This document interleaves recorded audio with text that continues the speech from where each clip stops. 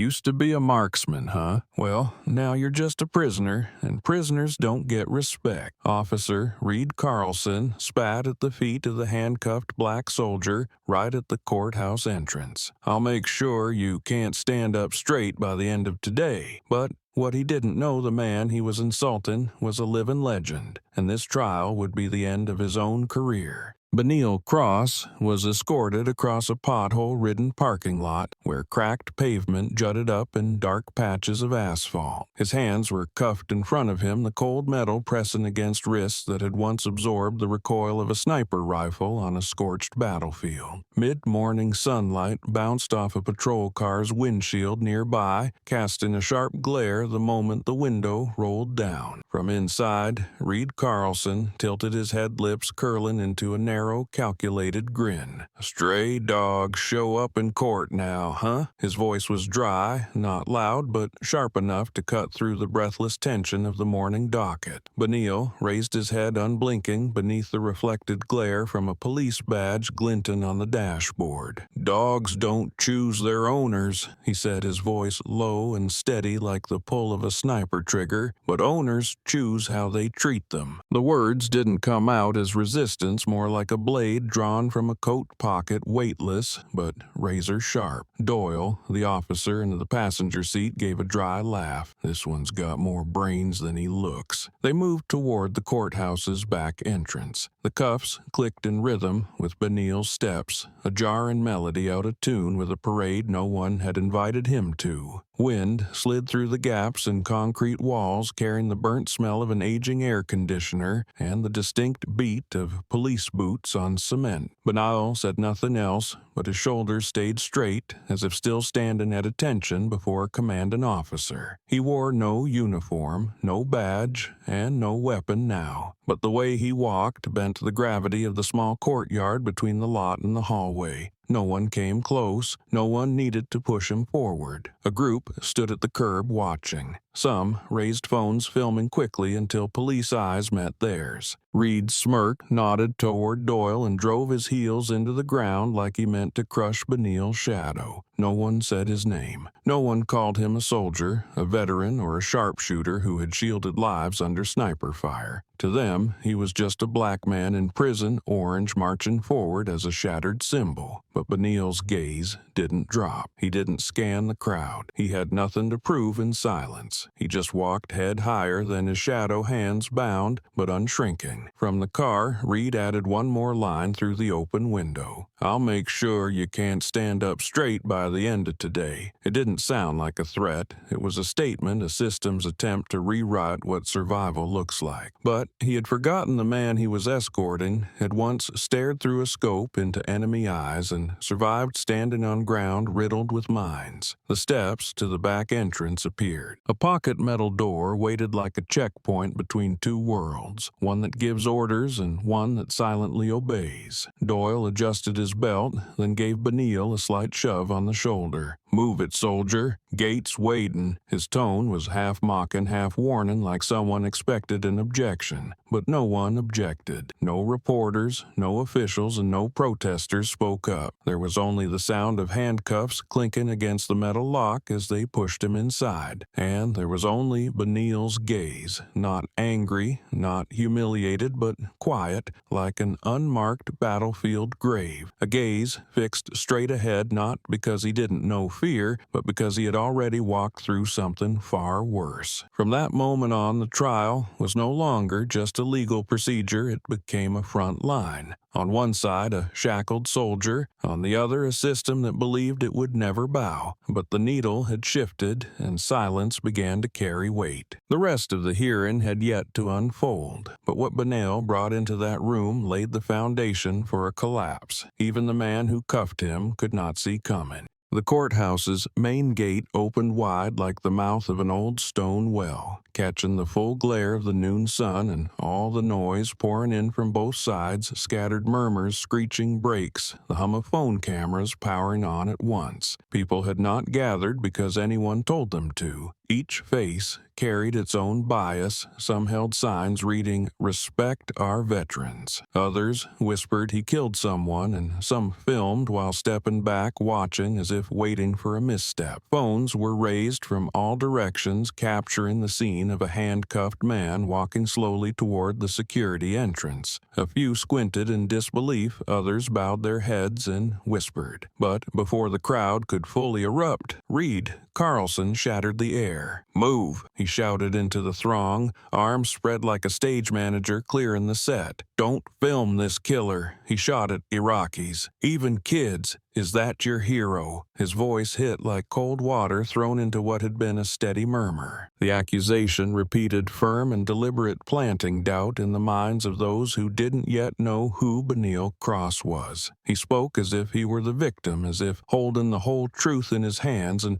offering scraps of it to the public like bones to chew on. Benil didn't respond. No one heard his breathing through the wave of bodies. He stood at the entryway, still cuffed, keeping a deliberate space between himself and Reed, as if knowing one more step forward would bring him down to the same level as the thing screaming in his ear. From within the crowd, a woman stepped forward holding a printed photo. "Do you even know who he is? He's a veteran." Her words were soft, but landed like a stone in a muddied pond. She didn't shout or curse, just held out the photo, an image of Benil Cross crouched over an injured child in the rubble. Some stopped recording to look. Some lowered their arms, glancing at Reed, then back at the man standing quietly in front of them. Reed snarled, tugged at his belt, and lifted his chin toward the woman. Even vets kneel someday, especially when they're black. He didn't say it because he believed it, but because he knew he couldn't take it back. The cameras kept rolling, steady, and still capturing every crease in his face, every downward flick of his eyes, and every bite mark left in a sentence beyond repair. Doyle leaned slightly toward Reed as if about to say something, then stopped. He knew better than to interrupt, but the eyes around them had changed, no longer curious, now calculating. It was the look of people who were remembering. Each word, each twitch, each move. The gazes from the courthouse steps dropped like silent blades, not sharp, but cutting deep. Benil remained silent, but the way he stood had shifted slightly, shoulders, broader chin, raised eyes fixed on the stone steps leading inside. The crowd behind him was no longer just background, they were witnesses. They were the ones who would retell this story in status updates and paused videos capturing the exact moment he was insulted. And Benil knew that, but he didn't use it. He didn't lean on his sniper title. He didn't invoke his record or medals, because for him standing tall in the face of humiliation was resistance enough. Reed turned to Doyle, muttering through clenched teeth, "These people need someone to drag them back down." But Doyle didn't answer. He only glanced at the camera aimed directly at their faces and turned away. As the noise in the crowd began to settle, and the stares shifted from suspicion to discomfort, the only sound that remained was the heavy clink of the cuffs as Benil stepped over a dark line of brick, the final boundary between the street and the court. A security officer stepped forward and gave Doyle a small nod as if to take custody, but his gaze paused longer than usual on Benil's cheek where sweat had drawn a slow outline. "You're Cross?" he asked, uncertain whether to confirm or simply acknowledge what he already knew. Benil nodded. That nod wasn't a request, wasn't a plea. It was simply an acceptance of truth, whether anyone chose to look it in the eye or not. To the right, a group of people quietly backed away. They said nothing, made no protest, but their half-turned glances and fingers frozen mid-type said enough. Videos were being re-edited and captions rewritten. The narrative had shifted, and everyone knew that once a camera records, it doesn't just record an image, it records the moment people choose a side. Reed looked around. His face started to falter, though he kept smirking in an attempt to stay upright. But the smirk was slow, now brittle, like a dry branch in drought. He said nothing more, just just shoved Benil's shoulder. "Move. Plenty of folks want to see you go down." Benil turned and looked at him. For the first time since appearing in the crowd, he answered, "They're not here to see me go down. They're here to see who's pushing." Then he stepped through the door, leaving behind a courtyard loud with phones but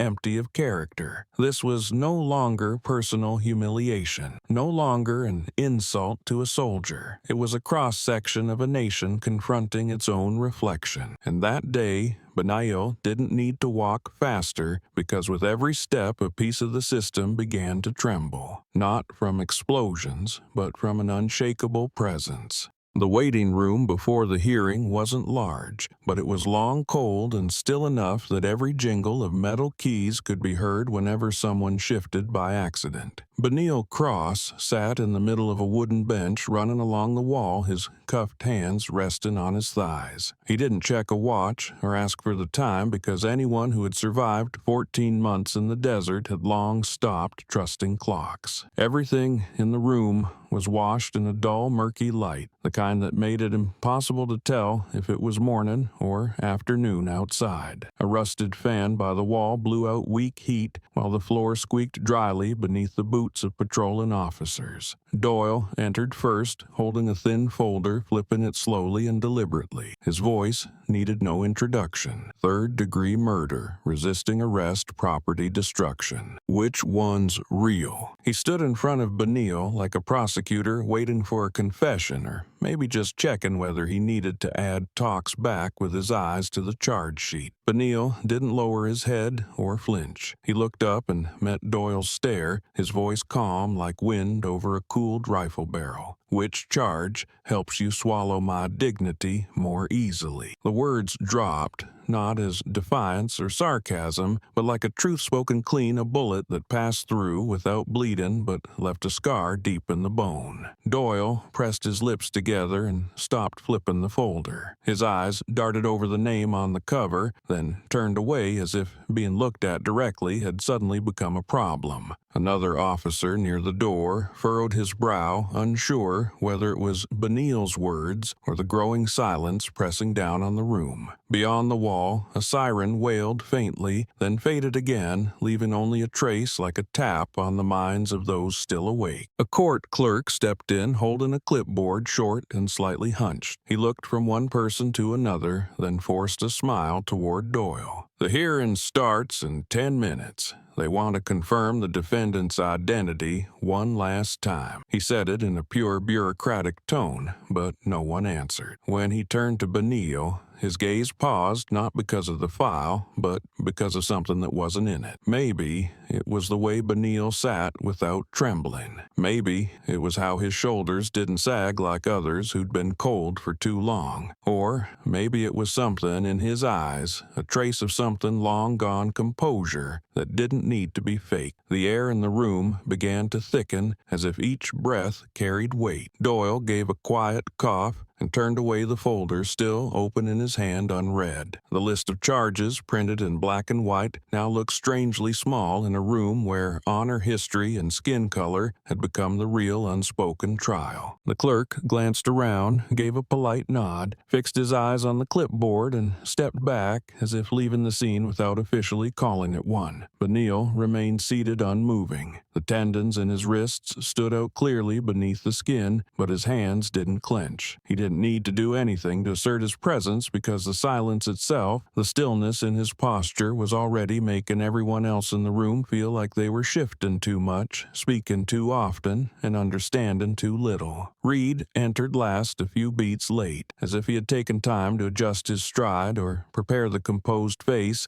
expected of someone representing the law. But when his eyes met Benil's, he paused for a fraction of a second. Not long, just enough for people to notice his hand gripping his belt a little tighter than usual. Doyle looked up and gave a subtle nod, the kind that meant everything's fine, but Reed didn't respond. He walked past Benil like someone passing a stain waiting to be scrubbed away. Yet, his shadow on the floor warped more than usual, stretching out like something just beginning to lose control. A few more minutes passed. No one spoke, no one gave orders. Benil just sat there like a landmark in the desert that the wind couldn't move. The courtroom doors had not opened yet, but everyone already sensed the trial hadn't begun with the bang of a gavel. It had started with the first glance, the first recorded insult, the first clink of cuffs looped over and over in replayed footage. And in that waiting room, Benil wasn't waiting for a verdict. He was waiting for those who once stood above him to come down, not through power, but by facing the truth at eye level. Then the hallway door opened. No noise, no announcement. Just someone stepping in to say, "Security, please escort the defendant to the courtroom." Doyle lifted the file more carefully than before. Reed looked back at Benil once more before walking ahead, but this time he said nothing. He knew every word he spoke could leave a mark, and with that same steady gaze fixed on him, any excuse could be crushed by a single question. Benil stood without needing a pull. He stepped off the wooden bench like stepping off a battlefield no one remembered by name but had never fallen. His hands were still cuffed, but his posture didn't shift, and this time, though still being led away, he walked as if no one in the room was tall enough to escort him anymore. The hallway leading into the courtroom was blocked by a steel door and a metal detector frame set between two smooth gray walls,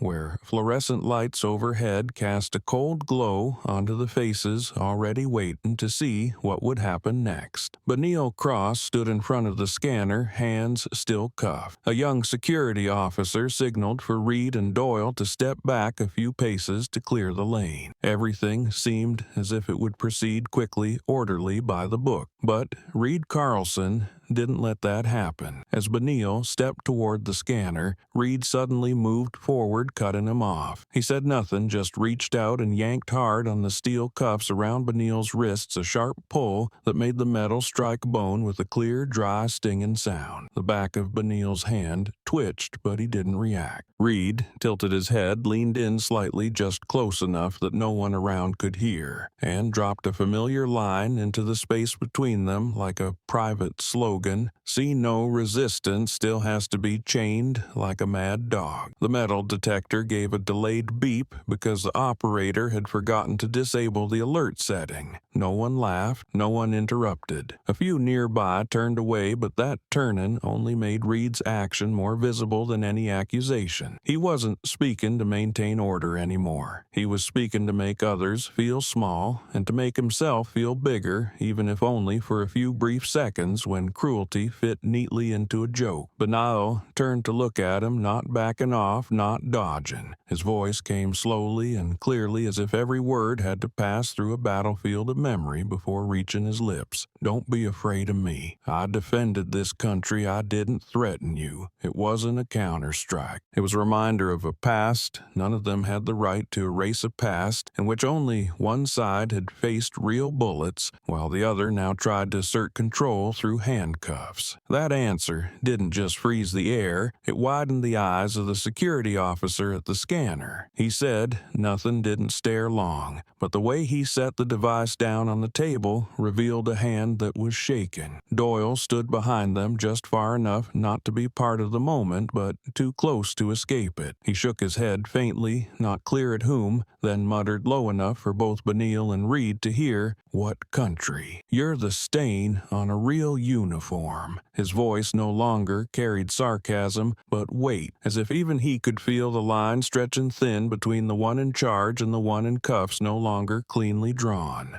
Doyle spoke like someone trying to defend himself, not an attack, but a shove in reverse. And that was the moment when everything began to shift shape. Benil didn't answer, but his eyes dropped to the exact spot where the cuffs dug into his wrists, where the blood had started to pool into a faint purple ring. He didn't look at Doyle, didn't offer any response, and instead walked straight toward the metal detector. The device gave a short beep, then fell silent. The security officer gestured for him to pass, not with the mechanical motion of earlier, but with what felt like a quiet acknowledgement. Benil moved through shoulders, relaxed eyes steady, each footfall landing with a low, even sound that carried weight. No one behind him spoke, no one dared step ahead. Both Reed and Doyle stayed back a pace, as if they'd just been pushed out of a formation they no longer controlled. The main courtroom door came into view at the end of the hallway, frosted glass paneled, and marked with a polished brass nameplate bearing the judge's title. Footsteps echoed in rhythm, creating a background hum no one could interrupt. And Benil walked through it as if entering not a courtroom but another front line, one where honor was no longer issued through rank, but measured by how he held it when everything that once represented it had been stripped away. Behind him, Reed tightened his belt again, this time not for posture, but because he could feel the grip of control loosening. And Doyle, after a stretch of silence, glanced up at the security camera mounted in the corner. The recording light was on. For the first time that morning, he wasn't sure he wanted what had just happened to be preserved, but it had been. There was no undoing it, no alternate take with roles reversed. Benil reached the courtroom door and stood tall. No one opened it for him. He turned, waiting for the escort's signal. His wrists were still locked, but the rest of him was not. He didn't step back, didn't raise his voice, but everything that had happened in the 10 minutes prior made it clear Benil Cross didn't need anyone to defend him with words. His presence in this courthouse was a truth strong enough to bend any narrative attempting to reshape it. And when the door opened as the hallway behind faded into silence, Benil stepped into what was called a courtroom, a place where law is spoken aloud before the public. But this time the public was no longer aligned on one side, because from the security checkpoint to here, every word, every glance, every tightened cuff, every answer had shifted the gravity of the entire system, and what came next was only a consequence.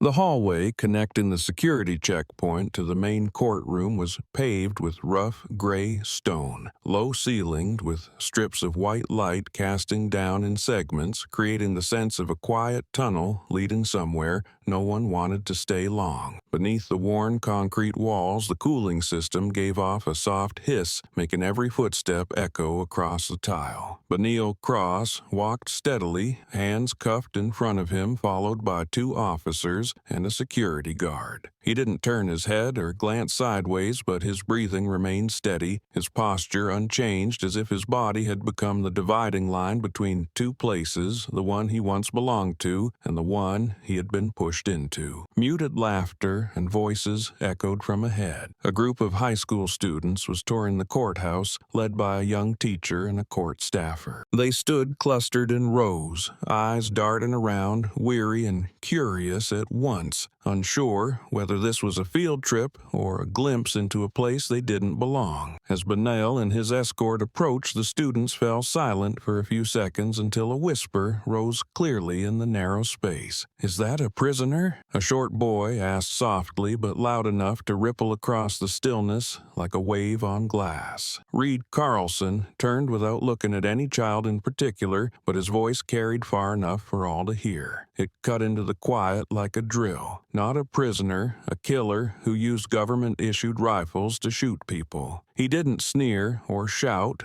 but his tone was crafted precisely to turn a statement into an indictment, no review needed. The young eyes that hadn't yet grasped the weight of those words turned to each other. One tugged at a friend's sleeve, another stared at Benil wide-eyed, then looked away, unsure whether to fear or feel awkward. Benil stopped. Not abruptly, but with enough weight to break the stride behind him. Doyle hesitated, Reed leaned slightly, and the guard glanced toward the teacher as if waiting for a cue. No one stepped forward. Benil turned his head, scanning the row of students without a single extra expression. Then he looked directly at the boy who had asked the question, a curly-haired kid in a gray baseball cap, still holding a pen in his shirt pocket. "When I was behind a rifle," Benil said, his voice even every word paced, "I judged who was dangerous, not what color they were." The words were short, clear as if fired from a carefully sighted barrel. They weren't aimed at anyone, but they struck everyone. The boy gripped his pen tightly. The one beside him opened his mouth, then shut it. Another nudged a friend wanting to ask something, but holding it in. The teacher stepped back,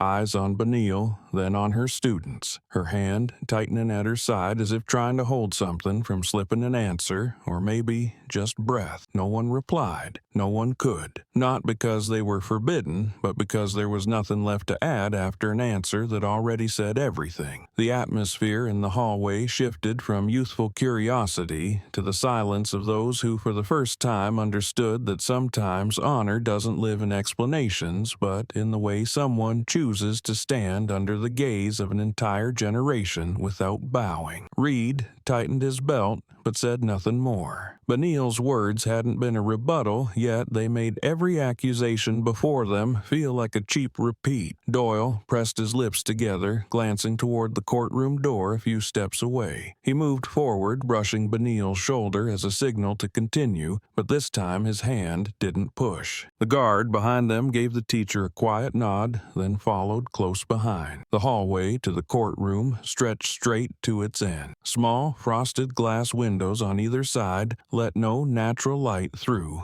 leaving only the artificial glare smeared in strips beneath their feet. Benil kept walking without looking back, but behind him the students no longer whispered and no one laughed. They watched his back, the black man in prison orange handcuffed, with a look that wasn't clearly admiration or confusion, only the awareness that something real had just passed by, unlike anything written in their textbooks. The teacher held them in place, her voice lower than before, not quite instructive, more like she was recalibrating the gap between the lessons on paper and the one that had just played out in bone, blood, and unwritten history. "Let's go," she said softly, then turned to glance back down the hallway where Benil had disappeared. This time she didn't step back, but her eyes held hesitation, a look no longer confident, no longer sure that what she had been teaching was entirely right. Benil stopped at the courtroom door, the two officers behind him slowing as well. No one prompted him forward. Nothing needed to be said. Everything had already begun shifting back in that hallway, the place with the kids. The innocent question and an answer that required no argument, only the experience of surviving the line between being alive and being right. And as his hands tensed slightly, the cuffs let out a faint scrape, returning everything to its familiar rhythm. Not rushed, not yielding, not submissive. In the brief moment between stillness and motion, the hallway behind him was no longer just a passage to the courtroom. It had become the record of a collision between two generations, one being judged and one never taught how to recognize who had been hurt. And from that point on, none of those students ever looked at a prison uniform the same way. Nor did any of the men escorting them feel certain they still owned the roles they'd stepped into.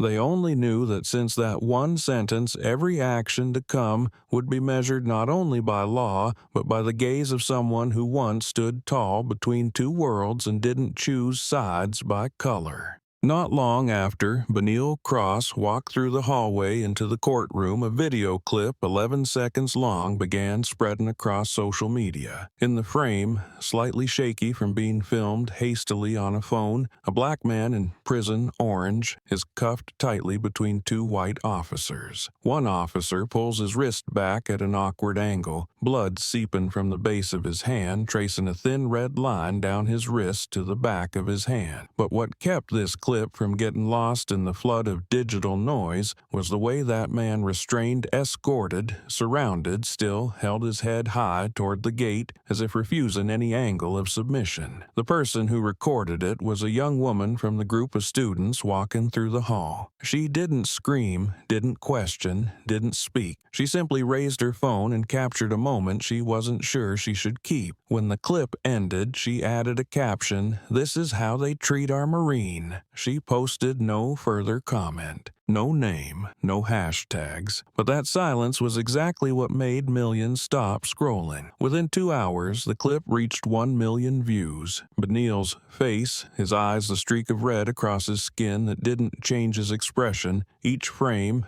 held viewers frozen. From that quiet video, hundreds of new captions emerged, but two phrases quickly rose like an unspoken summons: banal croissants and Marine sniper. People shared not out of curiosity, but because something in that stare pushed politics, race, and systems to the background. All that remained was a single question: how does someone like him end up treated like this? No one spoke first, but the second person was a veteran. A man who had served in Fallujah, now living in Oregon, reposted the clip with the line, "If they treat Cross like that, then every medal means nothing." Then came the third, the fourth, the fifth. A network of veterans from across the country began digging through old files. One group found a photo of Benil from 2010, crouched over an injured teammate after an ambush in Sangin. Another resurfaced a 2013 article about the sniper with the highest accuracy rate in the Kandahar campaign. Forgotten details returned, not to defend, but to remind. The numbers came back like a warning bell to a nation that once placed trust in names like his. The National Veterans Association issued a statement by late afternoon. They didn't call for protests. They didn't demand a government response. They simply said, "He once fought for us. Now it's our turn to stand for him." Within 18 hours, the statement had been quoted by more than 50 mainstream outlets, from military news sites to regional TV stations. A story once locked inside a small local courtroom had become a national spotlight, not by gunfire, but by 11 seconds, and a question no one had yet dared to answer. When asked for comment, the spokesperson for the Department of Justice gave a deflective reply: "We do not comment on ongoing cases." But that response, instead of quelling the flames, only added fuel to the fire. The public began digging for more details about the people shown in the video, especially the two officers escorting Benil. Many recognized Reed Carlson from a news report 4 years ago about the wrongful arrest of another veteran. Back then, the matter was buried quickly. This time it wasn't. Social media had stopped being a place for discussion and had become a place for interrogation. Meanwhile, in a quiet corner of the police department, Reed and Doyle sat watching the video on a computer screen. Reed's arms were crossed, his eyes cold, but his breathing had grown short.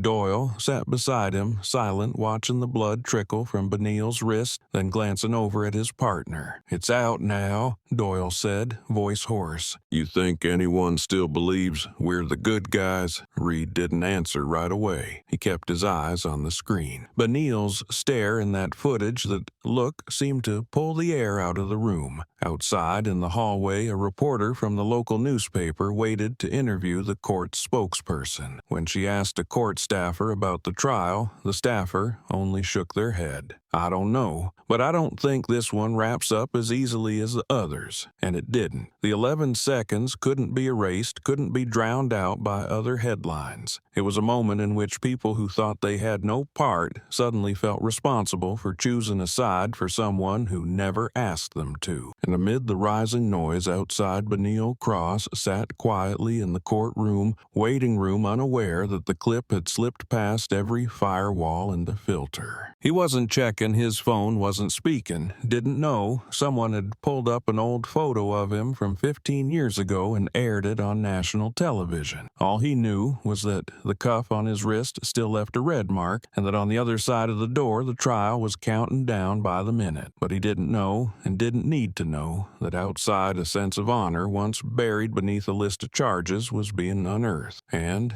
this time it wasn't restored by a verdict, but by a single look, head lifted, blood drawn, no justification, no outcry. 11 seconds, enough for a nation to ask itself, is this how we treat those who once protected us? After the 11-second video shook the media, flames began to catch in places no one expected. Newsrooms across the state shifted quickly from routine stories to chasing fresh angles on the name exploding online Benil Cross. Within less than 24 hours, several outlets had reached out to those who once served beside him in Afghanistan, particularly in Kandahar, where, according to military records, Benil had fought in some of the most intense engagements. A major newspaper in Denver published a piece with a simple headline, "I owe my life to Benil Cross." The line came from Major Henry Calden, a former officer who had commanded the company when Benil served as a sniper. In a 5-minute video interview, Henry didn't just recount the campaign, he described one specific moment when their entire unit was ambushed on gravel road less than 2 miles outside Kandahar. "We were pinned from 3 sides," he said, eyes still carrying the weight of it. He fired 4 shots, took out 4 snipers, then ran out of the perimeter and dragged back 2 wounded guys. "If Cross hadn't moved,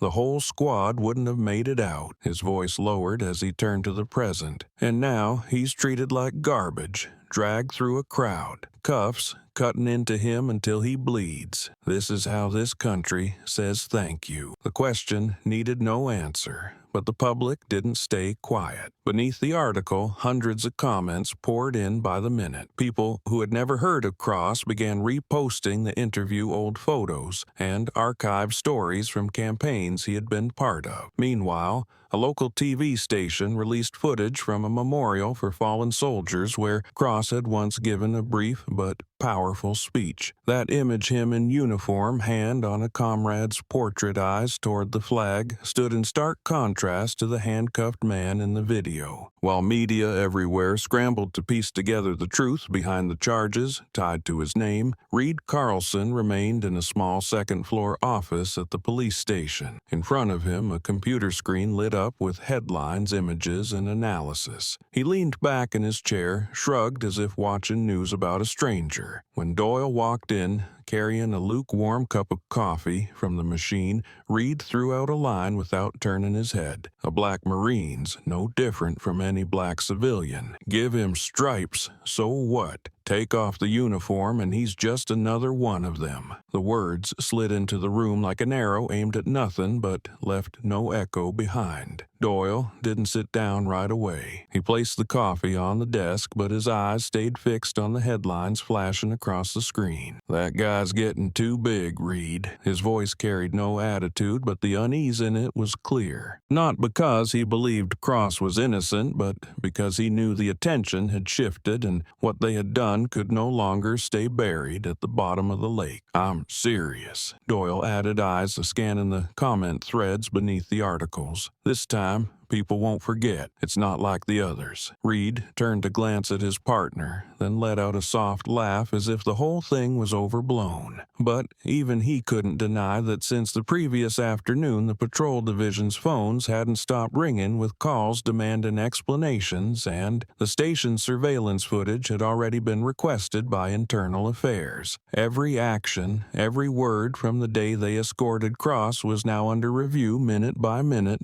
line by line. The mocking laughs, the public accusations, the pulling of the cuffs, none of it could be undone. On a veterans forum, a pinned post appeared with the title, "We owe Benil Cross an apology." The author didn't sign a name, only a unit code and discharge year. In the post, he recalled a night ambush in the western hills of Helmand when Cross signaled a delay in firing because he spotted children among the enemy. He wasn't just the sniper, he was the first one who dared to lower his weapon. The post ended like a punctuation mark dropped onto the ground where honor had once been left behind. From farther cities, the wave began pushing in. A small town in the south held a candlelight gathering for a forgotten soldier. There were no speeches, no background music, no press, only those who had worn the uniform, standing in silence, holding signs with Cross's name. They didn't mention charges. They only spoke of the injustice in watching someone who had once protected hundreds now be treated by the system as the enemy. On the police station screen, a broadcast replayed Major Calden's words against a black background, white text bold across it. "If Cross is a criminal, then our whole company should be on trial." Doyle saw it, then turned to Reed, and this time there was no sarcasm or doubt in his eyes. He simply asked, "Are we ready? If this doesn't stop here." Reed picked up the coffee, took a sip, but didn't answer. Out there, the crowd had started learning Cross's name, not just as a hashtag, but as the face of a question no one wanted to confront what turns someone who fought for his country into someone dragged through courthouse hallways in chains like a warning. And why should a man like that stay silent while those who never heard a real bullet get to decide the end of his honor? The fire had started, but this time no one stood close enough to put it out, because no one was sure they wouldn't burn with it. What was happening was no longer just public reaction outside the courthouse, no longer limited to video clips or statements from veterans. It had begun to crack from inside the very system that once operated as a unified block. At the county police department, a transfer request landed on the desk of Human Resources early Tuesday morning, just one day after the video of Benil Cross went viral. The person who submitted it was Sergeant Kenneth Monroe, a white officer with 8 years on the force who had worked with Reed Carlson on 2 major operations and had consistently been rated as stable and highly committed. In the short statement, barely 10 lines long, Monroe made his reason clear. After the Benil Cross case and Officer Carlson's handling of it, no longer believe I can work effectively in the same unit. No accusations, no character attacks, just a line that split like a stone in a river. From now on, I'll go the other way. The head of HR read it twice before signing off. She asked no questions, made no delays, because everyone understood if even a white officer could no longer remain neutral, then the crisis wasn't about one case anymore. It was about a collapse of trust from within. Across the way, in an isolated holding room, Benil Cross sat across from his lawyer. A single dim light hung from the ceiling, casting his face like it had been carved from stone. On the table, a stack of case files lay thick with contradictions and unfounded accusations. His lawyer, a black-haired woman with metal-rimmed glasses, pulled a newly printed page from her bag, a newspaper cover with his photo beneath the headline, "The Soldier They Forgot." But Benil didn't look at the paper. He didn't ask about the articles or the response from the Veterans Network. "I don't need to be cleared," he said, voice low and steady, his gaze unmoving. "I need the truth to be seen." The sentence made the woman pause, pen still in her hand, mid-air. In the small cell, where everything was being recorded, what he said wasn't just a legal position. It was a declaration of how he chose to confront what had been thrown onto him. No one needed to scrub him clean, protect his honor, or launch a campaign to fix his image. He only needed people to face the truth without turning away, without changing the angle. At the police station, Reed Carlson sat in front of his monitor, his face hardening as he stared at an image spreading rapidly online, a still of him cuffing Benil, his face clearly visible, paired with the phrase, "symbol of collapse." The image wasn't edited with flair, just stark black and white, but the way it was being shared like a slogan that needed no explanation told him exactly what lay ahead. He had once believed he could stand through the waves of public heat like always, because the system never abandoned the loyal. But this time, what was crumbling wasn't pressure from outside, it was the inside, pulling away from its own roots. All that afternoon, Reed didn't leave his office. He didn't attend meetings, didn't go on patrol, just sat reading every comment, scrolling through every clip each time, feeling the gap between himself and the rest of the world grow longer.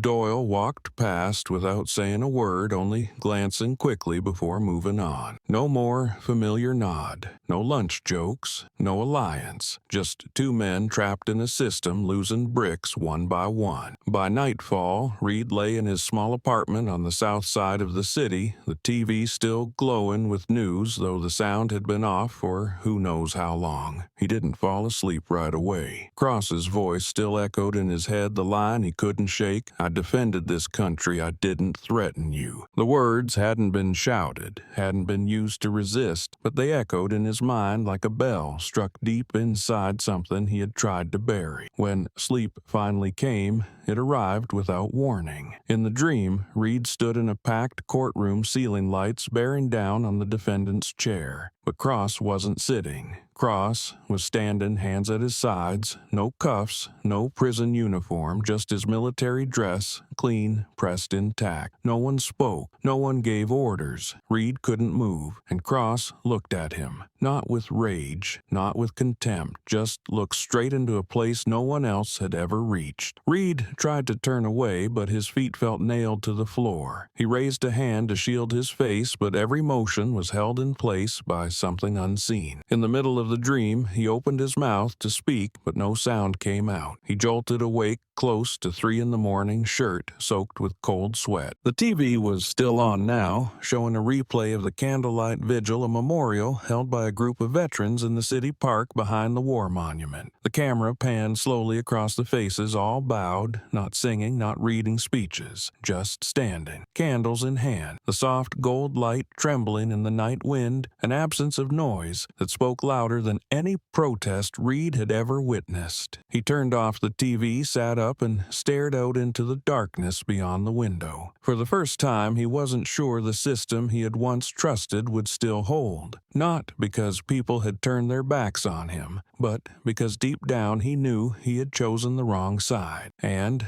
Benil Cross, the man in cuffs who kept his head high, had become the one person everyone was now looking toward. Not to blame, but to recover something they all knew they had lost. The heavy wooden courtroom door creaked open with a faint squeal, but the sound carried farther than expected, as if signaling the beginning of something no one could now step back from. Reed Carlson walked through the threshold with a stiff gait, his eyes sweeping quickly toward the witness stand, then shifting to the 2 long benches on the right. For a split second, he froze. The rows behind the defendant were packed not with curious locals, not with tabloid reporters, but with service members. Nearly 20 people in formal military dress, stiff collars, and squared shoulders sat in silence, perfectly aligned like a parade without a brass band. Some wore rows of medals across their chests, others bore only a small insignia from their old units on the lapel, but none took their eyes off Cross. Reed didn't need to ask who they were. The answer was already clear in how they looked at the man on trial, not with pity, not with anger, but with something they shared recognition. Benil Cross sat at the defendant's table, hands resting lightly on the surface, his wrists still marked with swelling from the cuffs days earlier. He didn't turn around, didn't glance back, but the angle of his face caught enough light to reflect an expression that needed no confirmation. The judge was an older woman, her gray hair tied neatly, half her face hidden behind thin frame glasses. She looked down at the documents before her, tapped the gavel lightly for attention, then lifted her head, her voice even and sharp like a freshly honed blade. To avoid dispute regarding the defendant's identity, the court requests that any official representative of the armed forces, if present, stand and confirm the military record of Benil Cross. A brief silence followed. Then a man rose from the 3rd row on the right. He was tall, broad-shouldered, sun-weathered, with the bearing of someone seasoned but not worn down. On his shoulder was the insignia of a lieutenant colonel, and over his left chest a brass nameplate engraved with 3 lines: United States Marine Corps, Arthur D. Holloway, active duty. He stepped slowly to the center of the room, paused before the microphone, and bowed his head exactly 90 degrees, no more, no less. "I am Lieutenant Colonel Arthur Holloway,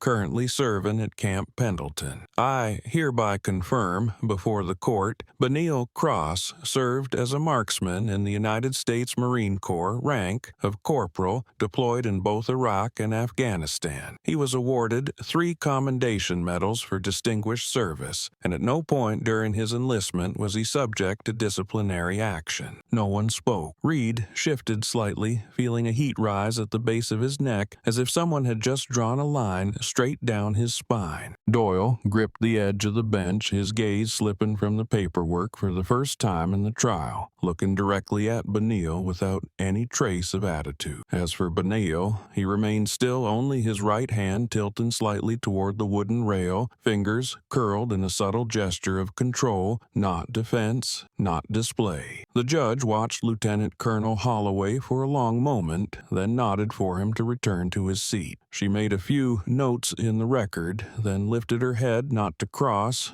not to read, but to the row of service members in the back where nearly 20 pairs of eyes in dress uniform had not once looked away from their focal point. In that room, Cross hadn't said a word, but everyone had started listening. And, for the first time since the case began, the courtroom was no longer a place to judge a man arrested, but a place where the system had to decide who it truly stood with. Another man rose from the military row, his uniform needing no further introduction. 4 stars gleamed on his shoulders under the lights, and the murmurs forming in the courtroom fell silent like someone had turned down the volume on the world. He walked toward the witness stand with a gait carved from discipline. Without waiting for the judge's nod, he began speaking, his voice not loud, not dramatic, but carrying the weight of a battlefield order. I am Major General Stephen Carrington. I commanded the Southeast Afghanistan campaign from 2011 to 2014. Marksman Benil Cross was one of the most highly rated soldiers in the entire operation. According to official military records, he holds the longest confirmed distance shot during field operation. No disciplinary infractions during his 4 years of service. He was not just a skilled soldier, he was a symbol of discipline and precision under pressure. He paused for a beat, then closed with a single line. To us, that represents the highest possible trust. Not a single chair moved, no pen scratched, no rebuttals came. The courtroom was so quiet that the slow rotation of the ceiling fan could be heard overhead. A heavy stillness spread from the row of uniforms through the entire chamber, brushing over court staff, reporters, prosecutors, and observers. No one blinked as they looked at Cross then, because everyone was waiting to see how this man, the one once cuffed in the street, would respond to the honor being laid at his feet. But he didn't move. He sat exactly as before, hand still on the table, knuckles neither clenched nor relaxed. He didn't nod, didn't turn to thank anyone, didn't let himself be drawn into the spotlight cast by the same institution that had pushed him into shadow. In that silence, Cross did not appear as someone whose honor had just been restored, but as someone who from the beginning had never lost it. Reed Carlson stood silently at the escort unit's bench, sweat beginning to form at the back of his neck, slowly soaking through the collar of a uniform that had always held its shape. He raised a hand to adjust his glasses, but the clumsy movement made the frame tap lightly against his cheek, creating a faint sound that he himself could hear clearly.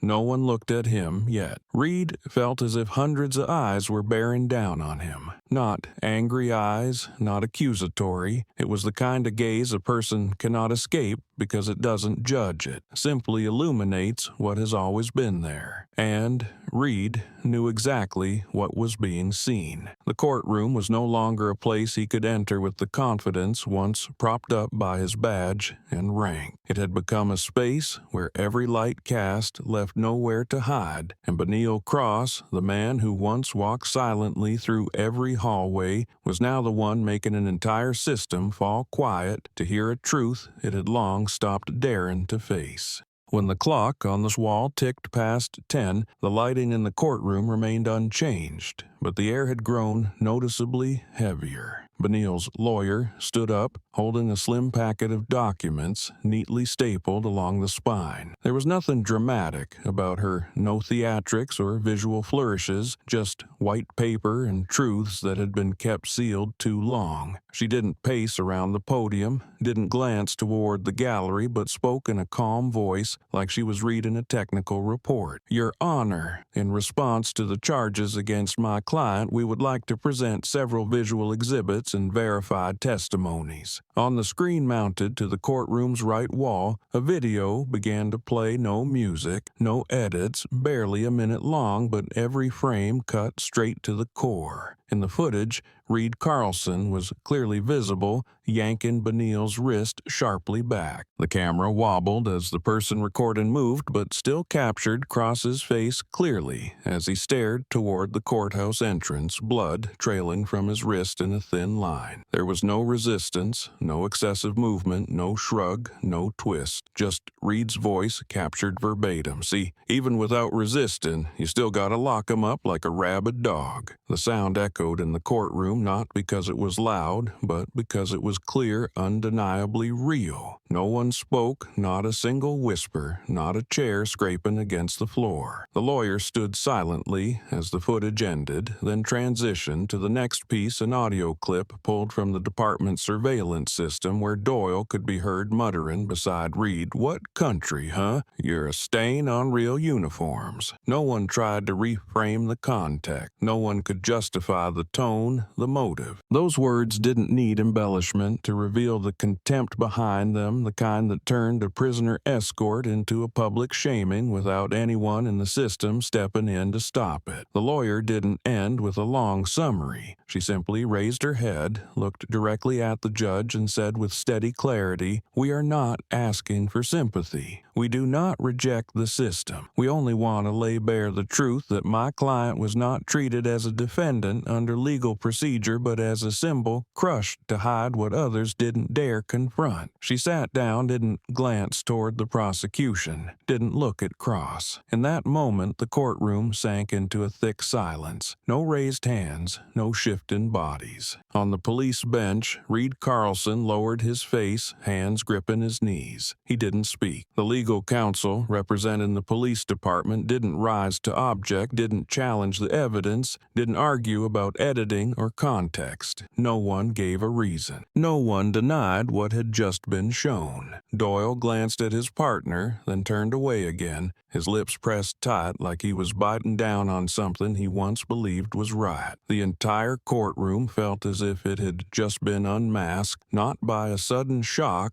but by a small fracture that spread steadily from the very center. The soldier in handcuffs was no longer the focus of accusation, but a mirror, forcing the accusers to see themselves. And even after the auxiliary screen shut off, every eye remained fixed on it, as if the sound still echoed in the room, not from volume, but from a truth that could no longer be set aside. Reed still said nothing. He sat frozen in his seat, a cold sensation creeping up his spine, not from what was coming, but from what he now knew could not be undone. All the barriers had fallen, and at that moment silence itself became the heaviest indictment. Amid the thick stillness covering the courtroom, the voice of the female judge rose not loud, but clear enough that every gaze immediately turned toward her. Without banging the gavel or calling for order, she simply tilted her head slightly, eyes scanning the room before asking a question that seemed simple, yet drained the air from the space. "Who are we judging here?" She paused, just long enough to ensure no one could dodge it. A criminal or a man once honored for defending his country. The question was not rhetorical, nor was it a challenge. It was a demand for every person in that room to answer not through legal logic, but by the truth now laid bare over the past few hours. No one responded. The prosecutor looked down at the case file, fingers turning a pen without writing a word. The defense attorney said nothing because there was nothing more to add. The crowd behind the defendant sat completely still, as if the question itself was knocking on each of their doors. On the row of military personnel uniforms stayed aligned, gazes unchanged, but their silence now carried the weight of an icy affirmation. On the police side, Doyle sank into his seat, eyes drifting toward the ceiling, as if searching for a way out. Reed Carlson didn't move. He had heard the question clearly, every word colliding inside his head, but his throat had gone so dry he couldn't form a defense. The excuses he used to speak so fluently now felt hollow, unable to stand up against the images, the words, the stares laid out through the trial. He knew that if he spoke now, it would only ring emptier. And Benil Cross, seated in the middle of those who once defined him with words like defendant threat or subject under surveillance, remained still in that seat, not triumphant, needing no defense, silently witnessing truth, finally standing in the center of the room, not pushed back, not twisted, and for the first time,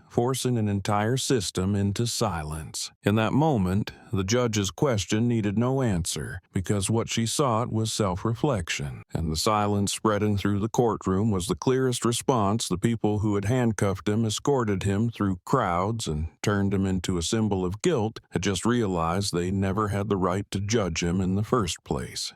Information once believed to be outside the scope of the trial record was unexpectedly brought into a closed hearing that afternoon when a courtroom staff member tasked with note-taking and internal coordination voluntarily offered to provide testimony before the judicial review panel. A middle-aged woman, small in stature, calm but firm in speech, stood before the panel with a thin notebook in hand. Without waiting for investigators to prompt her for details, she opened the notebook, pointed to a line marked in fine red ink, and spoke each word clearly, as if she had repeated the sentence dozens of times in her head. On the 15th of last month, in the second-floor hallway during the transfer of Defendant Cross to the holding cell, I heard Sergeant Carlson say directly to his colleague, quote, "This monkey in a military uniform is about to be seen as a hero." She didn't speak the sentence with outrage, but with the coldest form of honesty, a statement neither embellished nor softened. The entire review chamber fell silent. One panel member looked up from the file in front of him, his pen frozen mid-note. No one repeated the sentence. It had already etched itself into the minds of everyone present. It was a slur that could no longer be covered, no longer excused, and certainly not dismissed as a lapse in judgment. It was a statement spoken straight from the character. Another official asked for verification of the date, location, and witnesses, but the staff member shook her head, her voice unwavering. I was standing less than 2 meters away. Doyle was there too.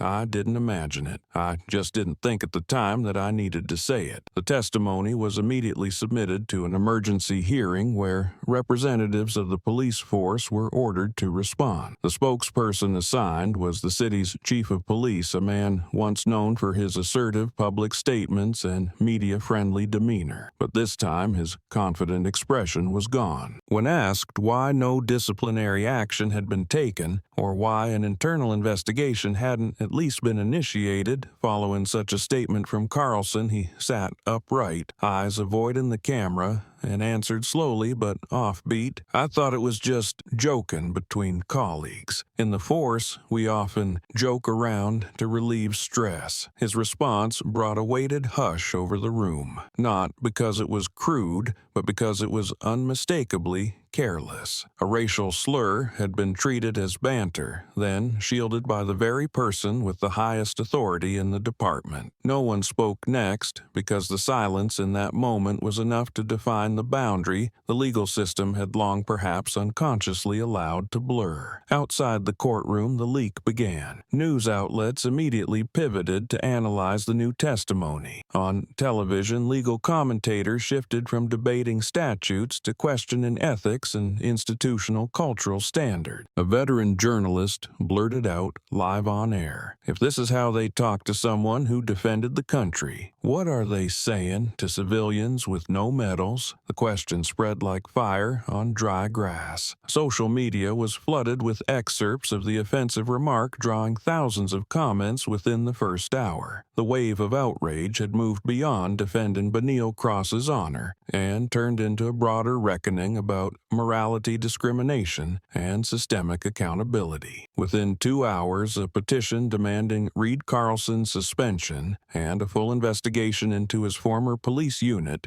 gathered over 70,000 signatures, the number rising by the minute. At the center of the storm, Benil Cross remained in the holding cell, cut off from the chaos outside. He didn't watch the news, didn't speak. But everything unfolding beyond those walls was the direct consequence of a single sentence, one spoken in the shadow of a hallway, now forcing the entire system into the light. And once light has hit, every excuse becomes redundant. Truth doesn't need to be shouted. It only needs to be heard. And this time, People had started listening not for Benil, but for themselves. In the middle of a special live broadcast hearing with the entire country watching every moment of the case against Benil Cross, one statement cut through the tension like a wire. Congresswoman Alana Brooks, a representative from the Southern District of the state and one of the few black legislators with a military background, stepped up to the podium with a firm posture and unwavering gaze. She carried no notes, no aids. She simply adjusted the mic and spoke in a low voice that didn't rise but couldn't be ignored. Racism is never just a joke. The words landed like an unshakable premise. No applause followed. No rebuttal came. But in that instant, every word ever used to excuse Reed Carlson's contempt was rendered invalid. Her statement wasn't an accusation. It was a definition clear, final, and uneditable. The media seized on her words instantly, framing them across analysis segments, plastering them in bold headlines across major news platforms, and spinning them into thousands of sub-stories. The quote was printed on placards at silent vigils held in cities across the country. It wasn't merely a protest slogan. It became a new boundary for how society must now confront what was once brushed off as internal culture. And while the public raged and officials scrambled to preserve their roles, the quietest figure remained at the center of it all, Benil Cross. He gave no statement, offered no thanks, and showed no reaction. He sat in the temporary holding room, yellow light cast across the pale concrete wall, both hands clasped as if waiting to be called without needing to speak. Nothing in his posture showed anger, nor was there any hint of victorious pride. The only thing he held was the absolute composure of someone who had walked through the system with both silence and dignity. He didn't need to speak, because he knew clearly the ones who used to mock him, cuff him, issue orders without question. Those were now the ones who trembled, not from the crowd's outcry, but because they understood the time had come for them to be the ones called to answer. And in that silence, Cross was no longer the man being judged, but the one forcing everyone else to face themselves. Before that morning's hearing, the front steps of the federal courthouse had never seen anything like it. As the first sunlight broke over the roof line, hundreds of people were already crowding the square out front, standing in rows holding American flags. Many brought photos of Benil Cross during his service, some from forward units, some showing him carrying a wounded comrade off a helicopter, and even a faded black and white newspaper shot marked Sniper Hero in the bottom right corner. The flags waved not by order but by wind, and in that moment no one could tell if it was spontaneous or a silent declaration. There were no chants, no signs held high, just upright shoulders and steady gazes aimed at the courthouse doors. A few wore shirts marked with old unit numbers. Some veterans arrived in wheelchairs, others on canes stepping forward slowly but firmly like returning to a final battlefield. No one demanded recognition,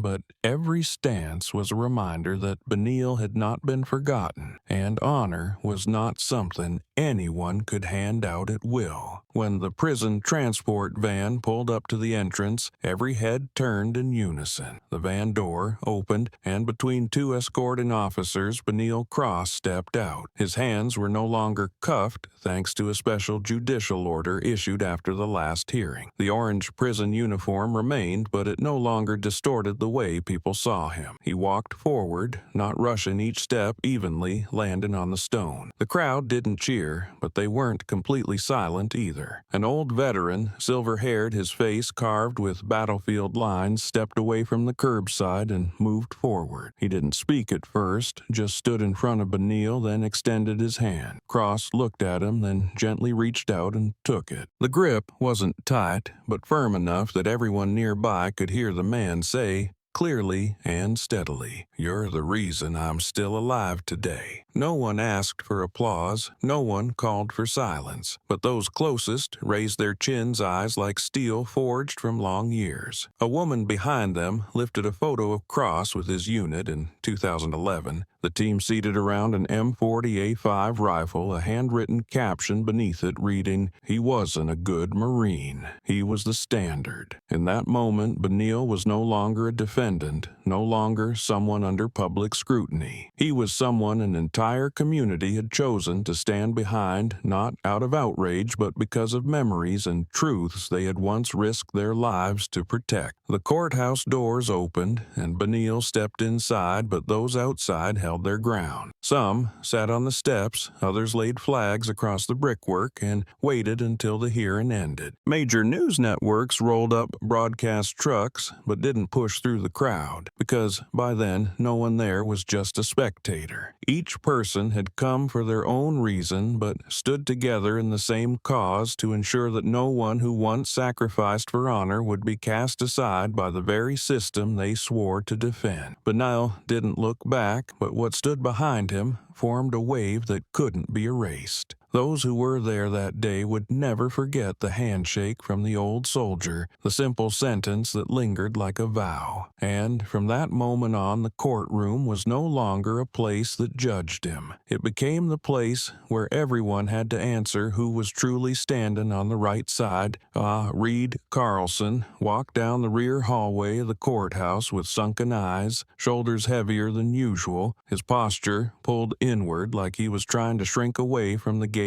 of people who once knew him. No one stopped him, and no one needed to, because Reed no longer moved like an officer of the law, but like someone stripped of the very thing that once protected him, his sense of what was right. In a dim corner, few people passed. He stopped by the water fountain, his hand trembling as it reached for the lever. Water ran in a thin stream, but it couldn't ease the dryness in his throat. On the other side of the hallway, Doyle was packing papers into an envelope, silent, not looking at anyone. He had filed for leave that morning, citing mental exhaustion after the string of hearings. No one questioned it, and Doyle had no need to explain. The wear on his face didn't come from workload pressure, but from being dragged into a spiral he had known was wrong from the start, but followed anyway, thinking no one would ever notice. While those who had helped coordinate Cross's arrest were quietly pulling back into the shadows, a document signed in blue ink and stamped with the seal of the military caught the entire courthouse off guard. The official copy arrived at the judge's chambers, opening with a statement that was direct, unembellished, and unapologetic.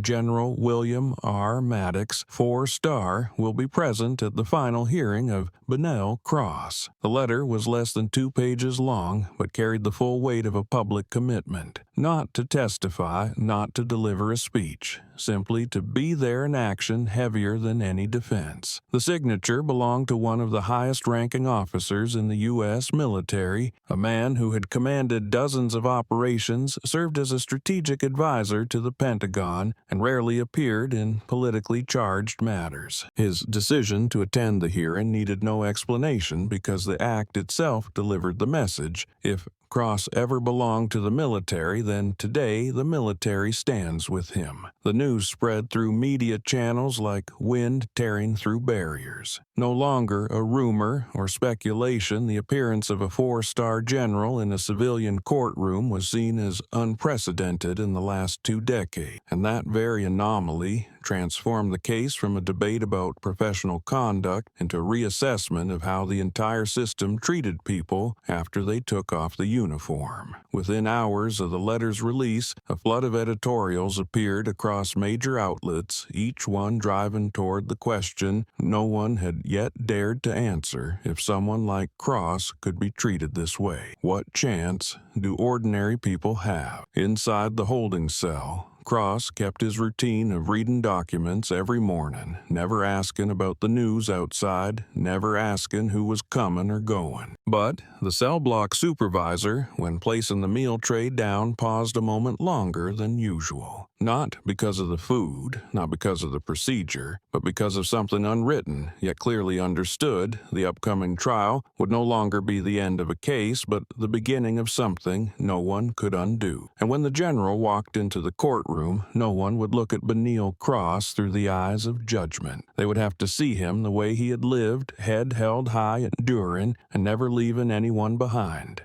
As the clock struck 8, the courtroom doors opened with a sound that wasn't loud but sliced clean through the suspended air. Morning light spilled in behind the silhouette of a man in a dark blue military dress uniform, 4 silver stars gleaming on his epaulets, rows of medals aligned across his chest like etchings from the battlefield. He walked in without hurry, without display, yet each step left a silence in its wake, as if the room itself had to relearn how to breathe. Reaching the center aisle, he stopped, stood tall, the shine of his shoes meeting the edge of the wooden floor. Then, in a reflex that needed no cue, he raised his right hand to his temple palm flat, a full military salute. Not to the bench, not to the crowd, but to the man sitting quietly at the defendant's table. The entire courtroom rose. No one asked, no one reminded. The soft scrape of wooden chairs echoed like a synchronized wave from the front row to the back. Even the elderly judge, long accustomed to holding the seat of power, paused mid-motion, her gavel frozen in the air. Not out of formality, but because she understood this moment didn't belong to authority. It belonged to something greater, unconditional respect. All eyes focused on the general, but he held the salute for only 2 seconds before lowering his hand and walking slowly toward the gallery where a single seat had been reserved by the aisle. He said nothing, looked nowhere, waited for no introduction. His presence alone was the affirmation, clear and heavier than any oath ever spoken in that courtroom. Benil Cross sat at the defense table, his gaze fixed on the man who had just entered. His expression remained unchanged, calm, but his chest rose and fell a little more than usual. No one knew whether they had served together, whether they shared a unit, or only the same institution. But what needed no confirmation was this: they understood each other. Not through words, but through a language owned only by those who had stood between life and death. The steady eye contact, the barely visible nod, the silence that disoriented every beat of the room. On the police side, a few younger officers stood, frozen hands reflexively resting on their belts, as if in the presence of superior command. Doyle was absent. Reed stood by a side hallway wall, not summoned yet not leaving. He witnessed the moment through the crack of a partially open door. His face drained of color, one hand pressed against his chest where the police badge once gave him protection, now burning hot against his skin. He knew the dream he had once had, where Cross stood in the courtroom uncuffed, unjudged, had now come true. But it was worse than the dream, because now everyone was looking at Cross as a symbol, while he himself stood outside the edge of every gaze left behind as part of something people now wanted to bury. When the general sat down, the entire courtroom fell silent. The judge set down her gavel and opened the session with the sentence more formal than usual. But in many minds, the real trial had begun the moment the doors swung open, and from that point on no one questioned who Benil Cross was, because the second a man bearing 4 stars on his shoulders walked in and saluted him as a fellow soldier. The entire system was forced to look inward. Were they judging a man or re-examining the very justice they once believed infallible? Once the courtroom settled, no one spoke for several minutes, as if to let the moment sink to its depth. The 4-star general stood up again. He waited for no invitation, looked for no signal. He walked to the witness stand, each step heavy with intention. He brought no papers, sought no reaction, just stood tall,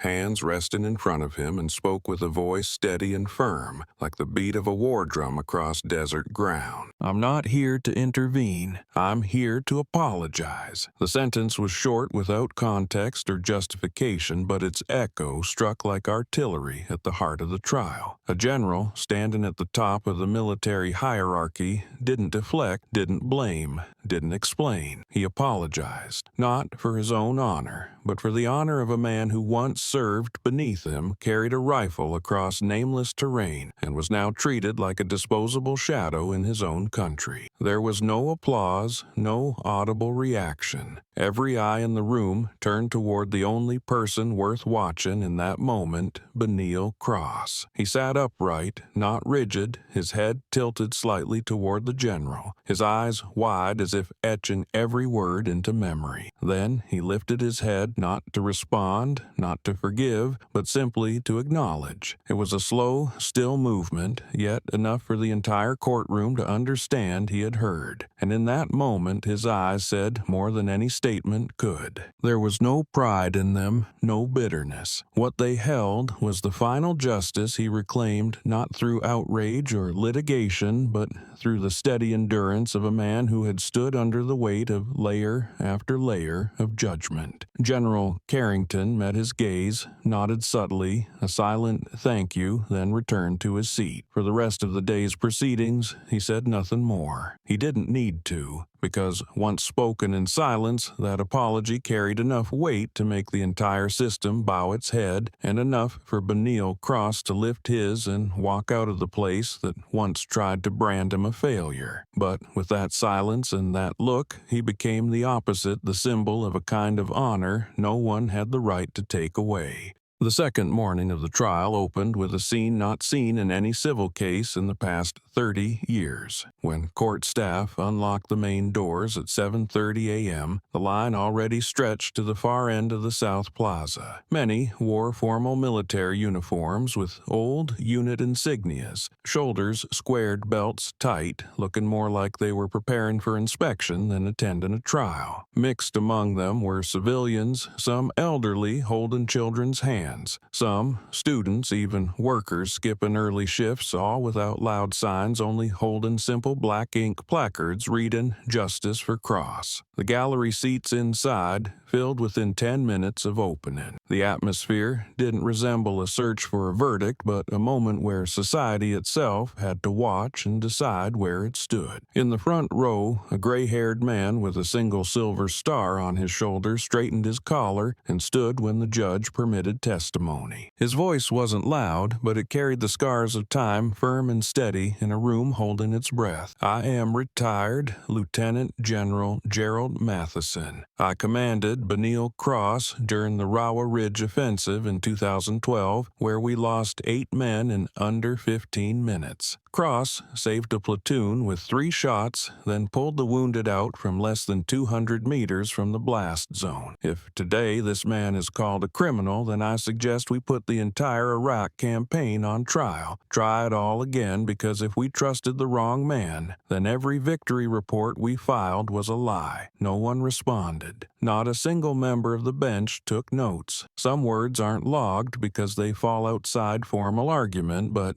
they still etch themselves into the minds of everyone present like a sentence handed down to those who once believed a soldier's honor could be buried beneath a flimsy stack of charges. On the press bench, a young Mexican-American reporter scribbled each word. Her eyes shimmered as she glanced at the row of soldiers sitting upright, unblinking every time Cross was mentioned. They weren't there to argue. They were there to remind everyone some things must never be blurred by title, authority, or contempt. Honor is one of them. Benil Cross sat in the center of the courtroom, not looking around, not turning toward those who had once crossed storms of gunfire with him. He just listened, as if reclaiming fragments of memory torn from him the day he was handcuffed. But what made him lift his head wasn't praise. It was recognition from people who owed him nothing, who had never served, never shared a unit. Those people, civilians, strangers ones, who had never seen a battlefield, were now the witnesses to a restoration the system once refused to allow. The judge turned to the police representatives, but they had no response. No objections were raised, no hands lifted, not a single argument offered to dispute the words of the military witnesses. And for the first time since his arrest, Cross was no longer sitting alone before the court. The squared shoulders, the handwritten signs, the stare from elders to children, all cast a new color over the courtroom, once just a place for assigning guilt. The room no longer carried the cold tone of law, but the weight of what is right, something that needs no lengthy debate, but once made clear no one can turn away from. While the courtroom, filled with uniforms and hand-lettered boards, those who had once pushed Benil Cross to the edge of disgrace now shrank back into the very corners they once believed were safe ground. Doyle avoided every gaze, no longer bold, no longer whispering jokes in the hallway between hearings. He didn't speak to anyone, didn't react when Cross's name was mentioned, and didn't approach the row of former colleagues. Seated at the edge of the law enforcement section, he folded into himself, as if fully aware that the chill sweeping through the room wasn't from the air conditioning, but from the undeniable presence of a truth he had once dismissed. Reed sat motionless back, slumped against the chair, eyes fixed on the void ahead. No sarcastic remarks, no rebuttals when Cross's attorney presented evidence. He no longer defended himself, nor repeated the excuses he once relied on to justify his disdain. At this point, every argument had collapsed not because it was refuted,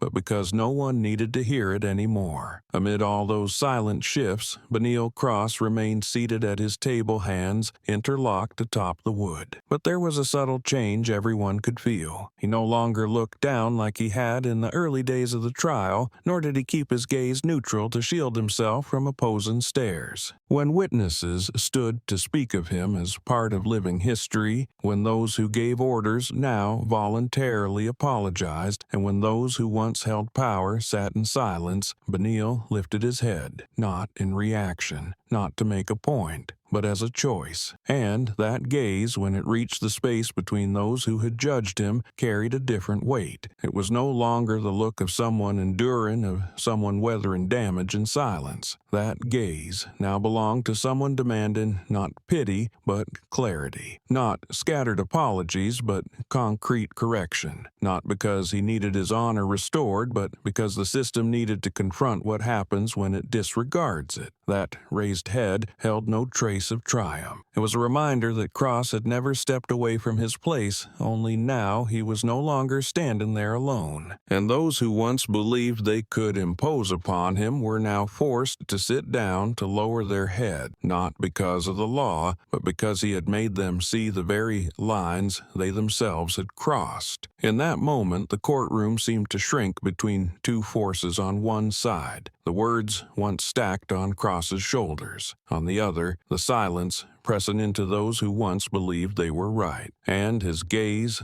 quietly cutting through them all, did what no indictment ever could. It force those who once held their heads high to look down at the very place where they now sat lower than him, clearly and undeniably. In the midst of every gaze in the courtroom stretching along the still rhythm of the third hearing that week, the rear door suddenly opened. No announcement, no media orchestration, only soft light spilling in and a single figure framed in the doorway. The man wore the ceremonial uniform of the United States Marine Corps epaulets, lined with 4 silver stars, jacket, pressed crisp rows of medals across his chest like the map of a life etched by combat. No one needed to read the name tag. No one asked why he was there. His presence surpassed protocol. The man who entered was General Oscar Haddon, the highest-ranking officer in the entire U.S. Marine Corps, a figure rarely seen outside national ceremonial events. But today, he came not to attend a ceremony or present an award. He came to the trial of a former subordinate, one once honored by the military, but later dimmed by the civilian system for his skin color and the kind of silence power finds inconvenient. Everyone stood as if by reflex. Amid rows already filled with soldiers and veterans, General Haddon's presence seemed to press down on the courtroom like a shift in gravity. He walked slowly down the center aisle, his gaze unwavering, each step measured like he was calculating the exact distance to where he needed to stop. When he reached Benil Cross, he didn't extend a hand for a public handshake, nor did he salute the bench. He stood straight, raised his right hand to his brow in a perfect military salute, not to a superior, not for optics. It was the salute of a man taking responsibility, bowing before a truth that had long been ignored. When he lowered his hand, he looked Cross in the eye and spoke in a voice low and firm like bedrock, without a tremor, without room for misinterpretation. "I'm sorry this country let this happen to you. No one said a word. The room thickened, held silent by an invisible weight. That apology did not come from one man, but from an institution that had watched and stayed quiet and allowed a soldier who gave his youth to service to be shackled, sneered at, and charged without cause. General Haddon had nothing more to add. He cited no regulation, because he knew when someone trained to follow orders chooses to break silence and speak out in court, what he brings is not a defense. It is a declaration. Honor is not a possession an institution gets to decide who keeps. Benio Cross did not stand, nor did he look away. He lifted his head, gaze steady, offering a slight nod, as if to confirm he fully understood the meaning behind those words. It was not a personal apology. It was a withdrawal of silence, a sign that what he endured was not forgotten, but finally, though belatedly, acknowledged. From the bench, the senior female judge kept her eyes fixed on the two men without striking the gavel, without prompting the hearing to resume. She understood this was no longer the domain of law. This was the domain of conscience, and as General Haddon turned and made his way back to his seat, the entire courtroom remained standing. They did not stand for rank. They stood because they had just witnessed a moment where the system, for the first time, stopped turning away from the truth and learned to speak what should have been said long ago. After General Oscar Haddon left the stand, the air in the courtroom held a kind of silence never felt in any prior hearing. The judge, after a few seconds of composure, reached to adjust her glasses and tapped the wooden gavel lightly on the bench, not to restore order, but to reassert the role of legal authority momentarily eclipsed by the weight of a symbol. She looked directly at the general as he returned to his seat, her voice maintaining its dignity, but slightly elevated. "I must ask you to withdraw that statement. This is a civil court outside military jurisdiction, and your remarks, however well-intentioned, are not legally admissible."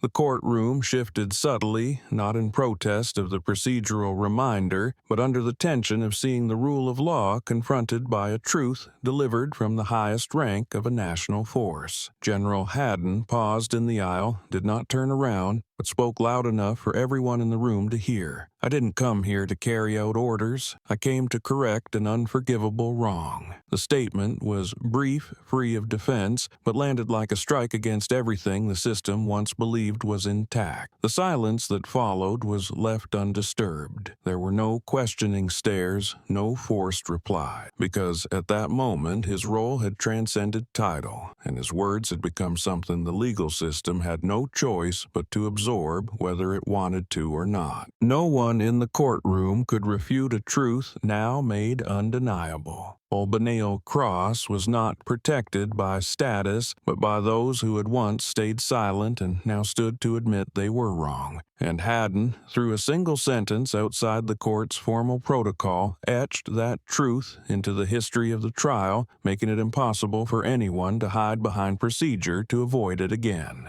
During the special hearing following General Haddon's seismic statement, a courthouse staff member was called to testify not because he played a key role in the case, but because he had been present at a moment few were willing to admit they had witnessed. The man, middle-aged, with thin metal-rimmed glasses, stepped to the witness stand with a slow gait and eyes that betrayed visible unease. He had been assigned to assist with hallway security on the day Benio Cross was first brought into court in handcuffs. When asked to recount what he saw that morning, he looked down at a small notebook, then spoke in a voice slightly offbeat. "I was near the waiting room when they escorted Cross in. I saw Reed tighten the cuffs until they bled. Cross didn't resist, just lifted his head. I thought it was just procedural tension." He paused, eyes still on his clasped fingers, then repeated more softly, "I thought it wasn't serious." No one in the courtroom spoke. That seemingly harmless sentence echoed like an indictment not against a single man, but against how society itself operates when faced with wrongdoing. People too easily soothe themselves with, "It's not serious," a thin moral shield just enough to hide their indifference. The defense made no objection, asked no further questions. They knew the witness wasn't lying. What stood out was not falsehood, but a truth that came far too late. The man remained at the stand, eyes half closed as if waiting for someone to lift the weight off his shoulders. But what came next was not blame, it was a sentence from the very person wounded by that silence. Benil Cross looked straight at the witness, voice low but not bitter, not cold, only steady and clear like an axe cleaving doubt in two. "I don't need you to speak for me, but at least don't look away like you didn't see it." No one moved. No further explanation was needed. In those 11 words rang a warning bell for anyone who ever believed silence meant neutrality. Cross wasn't asking people to pick a side. He was asking them to admit when they saw something wrong. Not taking sides, not stepping in, not showing courage. Those were all understandable. But pretending not to see, turning away to avoid guilt, that was what he could not forgive. The man gave a small nod, eyes glass, not from shame, but because Cross had just given him the chance to understand where he had truly failed. Not in action, but in apathy. And for everyone seated in that courtroom, prosecutors, lawyers, police reporters, bystanders, that sentence wasn't just for one witness. It was for them all. Anyone who had watched, who had heard, who had looked the other way, who had seen blood on a soldier's wrists and thought it was just a small part of the procedure. And now they had to rise not to protect anyone, but because if they remained seated, they became part of the cycle that allowed someone like Cross to be treated like a nameless shadow. From that moment forward, the trial was no longer about right or wrong in action. It had begun reaching deeper into the part where ethics no longer let anyone pretend to be untouched. After Benil Cross's words, the silence in the courtroom stretched as if time itself had been pulled taut mid-air. No one moved, no one spoke. Then, from the front row to the very back, heads slowly began to bow. Not because anyone ordered them to, not from forced shame, but because those present understood that the truth just spoken wasn't meant to persuade, it was meant to place a mirror in the center of the room, forcing everyone who looked into it to see themselves. The prosecutors stopped writing, the defense attorneys didn't turn to confer, and even the officers sitting in the gallery kept their eyes locked to the floor. Some rubbed their necks, some let out quiet sighs, some sat completely still, but on every face was the unmistakable tension of a truth that could no longer be hidden. None of them had put on the cuffs, shouted the insults, or blocked Cross's path outside the courthouse, but they had seen, they had heard, and they had stayed silent. And now that very silence returned like a verdict needing no voice. The judge did not strike her gavel. She simply looked up her gaze, calm as it swept across the room, then landed on Cross. Her voice was steady, decisive, without a word of explanation. "The court finds Benil Cross not guilty. All charges are dismissed, and the criminal record is vacated on legal grounds." No one clapped. The decision came as no surprise. Every testimony, every piece of evidence, every witness had pointed to this outcome. But even though the ruling erased the conviction, it could not erase the faint scar on Cross's left wrist where the cuffs once cut deep, where the blood had dried, but the memory remained alive. Benil said nothing. He gave a slight nod, then stood when permitted to leave his seat. He walked out on the same feet that had been led in wearing chains. There was no crowd pushing forward, no cheers, only a path open between two lines of people watching him go, not with pity, but with recognition. And as he passed by them, step by step, breath by breath, heartbeat by heartbeat, he left behind a silent question etched in the floor. Who among you once looked away, and who will dare look away again? The court declared him innocent, but the price he carried was never a prison sentence. It was a wound carved deep by the very people who once called themselves justice.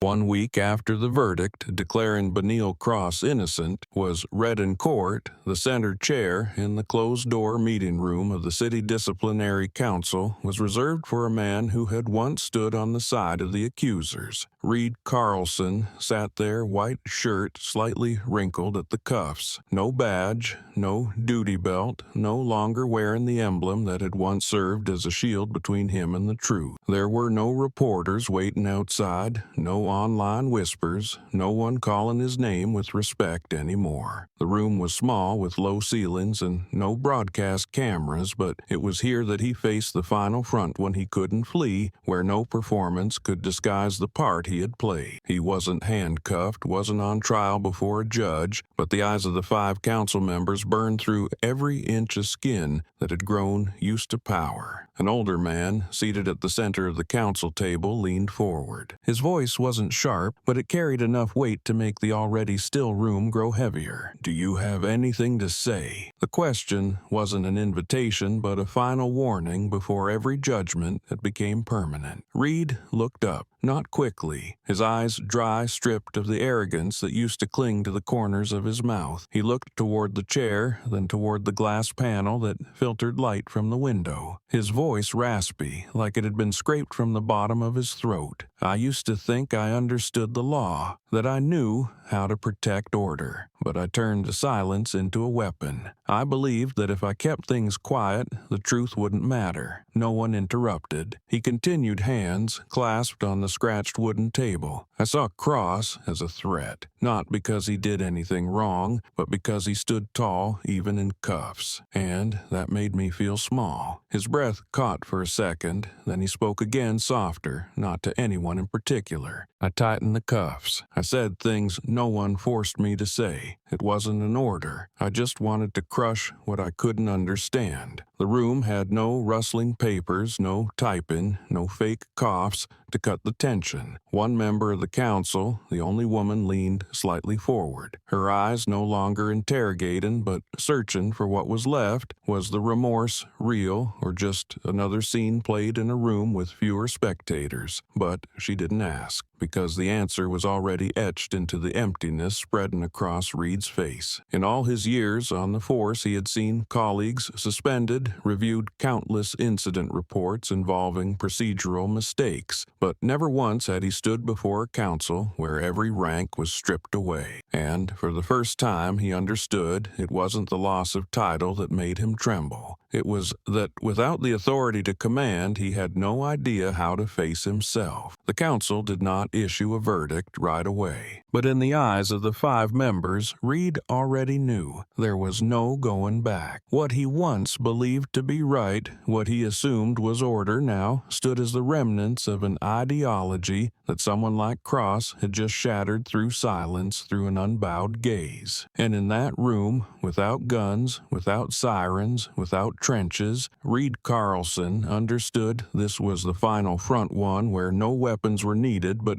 every word could pierce the pride of a man who once thought he couldn't be wrong. Reed sat motionless for a few more seconds after his final attempt at explanation dissolved into the thick silence of the room, his gaze no longer fixed on anyone, but instead seeming to look through himself at a version already broken. Then, without being prompted or reminded, he spoke again, his voice so low the council had to lean in to hear it. "If I shoot the wrong target, I stand trial. What about you?" That sentence wasn't a final blow nor an attempt to deflect blame. It was an echo of what Benil Cross once said in court, a line that had silenced the entire system because it couldn't be answered. Now, with Reed repeating it, his tone held no sarcasm, no pushback, just a heavy, choked resonance, as if the words weren't meant for anyone else but himself. A man who once believed he had the power to decide who was right or wrong, who to cuff until they bled without consequence. That line closed his statement. No further defense, no plea for mercy, no attempt to hide behind protocol. It was a final admission not to the law, but to whatever was left of his own conscience. He didn't cry, he didn't hang his head, but in the way he gently folded his hands on the table, it was clear every badge once pinned to his chest had already fallen away, no longer needing to be stripped because their meaning had already been emptied by his own doing. The council didn't respond. They didn't need to. Because when a man chooses to repeat the line that once made them all afraid to face the truth, it means he's placed himself in the very position this system had long refused to occupy, the one who must answer. And in that room, that final line didn't come, dressed as solemn repentance didn't aim to earn forgiveness. But it was enough to make one thing clear: some mistakes can only be named when it's already too late, and once spoken, they can never be erased. After the final trial, after the formal salutes, after the audience benches filled with uniforms and quiet stares, Benel Cross left the city without notice, carrying nothing but a worn backpack. He chose to return to a small southern town where he'd once lived briefly before re-enlisting, where a dirt road led to a church that hadn't rung its bell in 4 seasons. No one was waiting, no flags waved, no brass band played like they do for returning heroes. But that evening, when his steps hit the red dirt road leading into town, something shifted, not in how people looked at him, but in how the light spread wider than usual. The sky felt taller, the quiet deeper, even with the same old wind, same old fields, and that same cracked tile on the doorstep. He didn't bring back victory. What he carried was the right to walk among people as a person. No more cuffs, no more charges, but also no pedestal. And with that, he felt truly free. That afternoon, while he stood next to an old power box waiting for a bus out to the outskirts, a boy about 8 rode his bike down the alley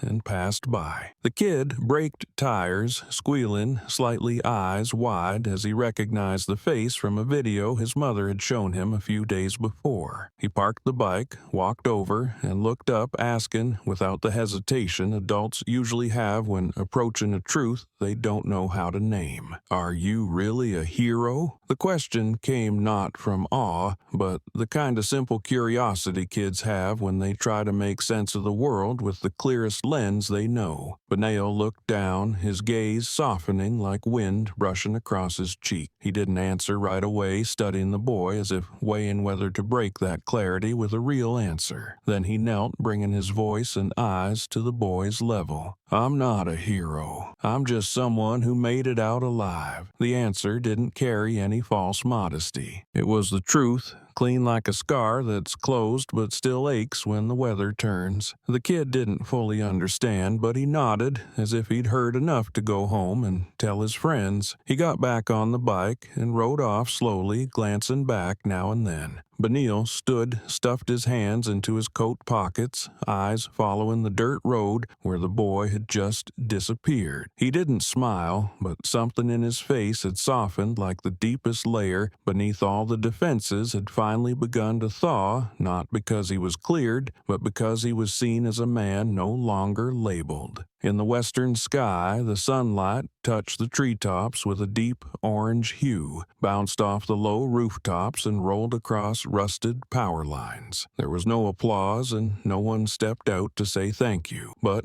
no one turned away or stepped aside at the sight of him either. In this place, people looked at him without awe, without distance. Just a man returning from a long journey carrying no trophies, demanding no justice, only wanting to keep walking without lowering his head. And for Benel Cross, that was enough. He had walked through the system, through prejudice, through the cold stares of his own kind, and now what he chose to hold on to wasn't a title or a verdict, but a quiet stance at dusk in a town small enough not to shout, but decent enough not to forget what he survived to bring back. Benel didn't answer right away when the boy asked. He let a few seconds pass as if listening to an old version of himself, back when believing in what's right was as simple as standing tall in formation. Then he leaned down, rested both hands on his knees, and met to the boy's eyes at a level, even with a mind still growing. "No, I'm just someone who refused to let others define me." His voice carried no lesson, no superiority, no intent to instruct. The words left him soft as wind, but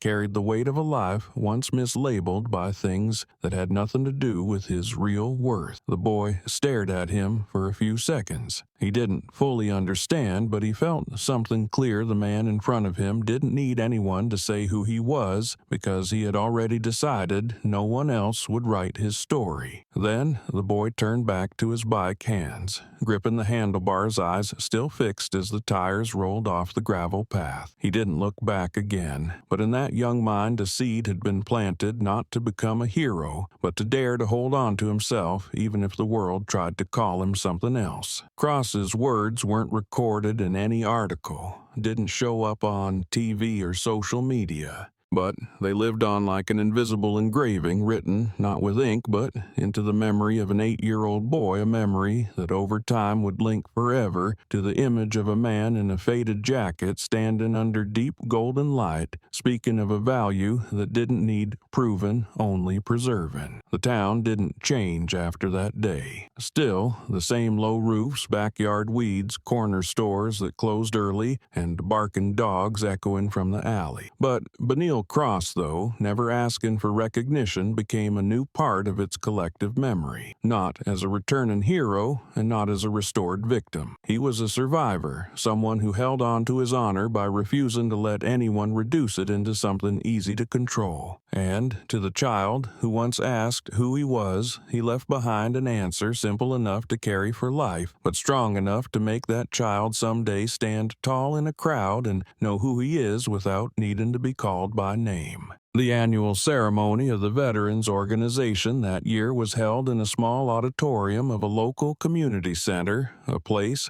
once lined with unit flags and badges, now replaced by neat rows of plastic chairs and a fresh printed backdrop bearing a new logo. In the guest list, Benil Cross was announced in a special position. He had been invited to speak and even suggested to receive a Medal of Honor as a symbol of restored dignity after the historic trial. But when asked, he only replied briefly, "I'll come." No microphone needed, and so he did. That afternoon, Benil arrived early and sat in the far back row on the right, quiet, like an observer rather than the central figure. He didn't wear a dress uniform, didn't carry a name tag, and brought no memories to display. His left arm still bearing the faint scar where handcuffs once cut to the bone had healed, but didn't fade when the afternoon light slanted through the back window. No one disturbed him, but everyone glanced his way, as if his presence alone answered many questions once buried under doubt and excuses. A young soldier, not yet 30, still in a crisp uniform, approached the back row after the ceremony ended. He stopped in front of Cross, not awkward, not formal, just asked a question many had held in silence but never dared to voice. How did it feel, being treated like a criminal by the very people you protect? The question didn't sound accusatory, nor was it seeking wisdom. It was simply the voice of someone trying to understand how the world could twist right into wrong, and wrong into something justified. Benil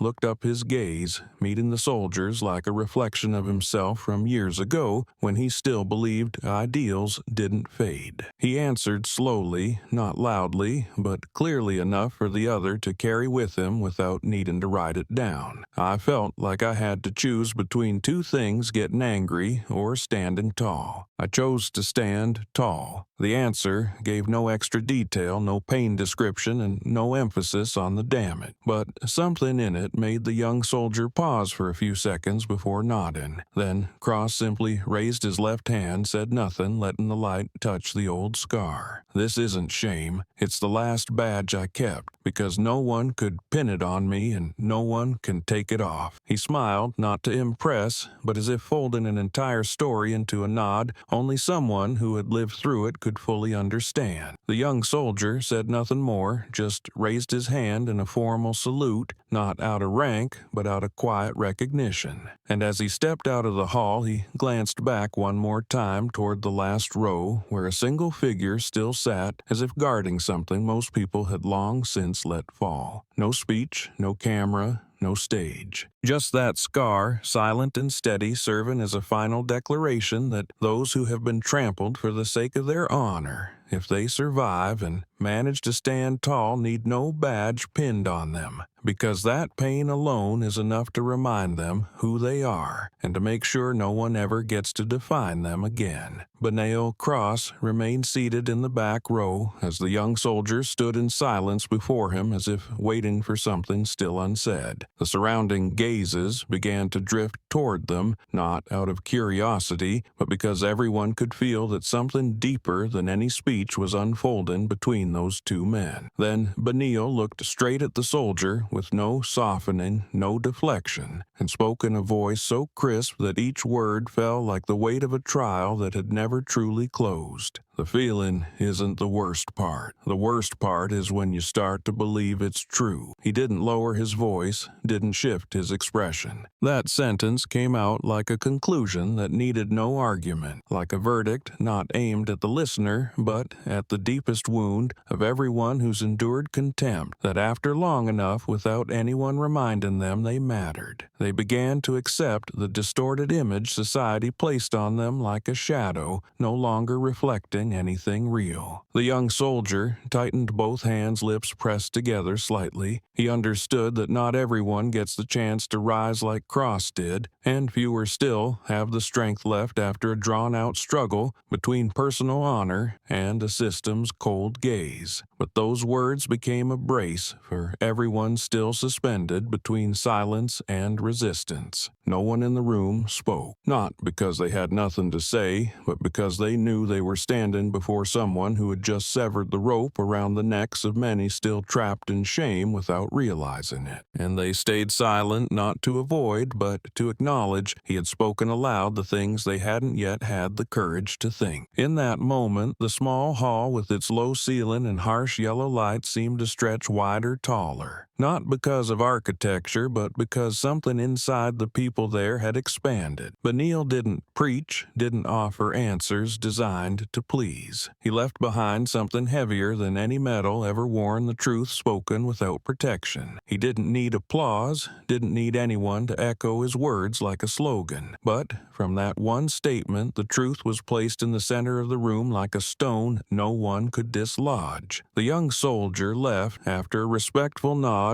unhurried, steady, but in the way he walked, everyone could see something had shifted. The others remained seated, many with their hands resting on their thighs, eyes fixed on Cross, as if seeing him for the first time, not through the label of hero, not with the gaze reserved for a victim, but with the pure acknowledgement that here sat a man who had managed to hold on to himself through it all. No one clapped, no one stood to speak, because that final sentence didn't need agreement to be true and didn't need applause to survive. It existed because it had reached the deepest place where true honor takes root, when someone still knows exactly who they are even as the world tries to convince them they're something else. And in that room, among dozens of veterans and active service members in the dim light of an old bulb and the breeze slipping through the cracks in the door, the silence didn't feel awkward. It felt like a ritual of respect. No one dared to break it because they understood if there was anything worth carrying out of today's gathering, it wasn't the ceremony or the medals, it was a single sentence, powerful enough to shake even the hardest corners of those who once believed silence was safety. Cross didn't leave his seat right away. He stayed where he was, hands resting lightly on his knees, gaze not fixed on anyone in particular. He didn't need to see anyone nod because he was used to walking through unfamiliar stairs and surviving. But today in that space, though no one said another word, he knew one thing clearly for the first time: silence was no longer complicit. It was a thank you that didn't need to be spoken, and that to him was everything.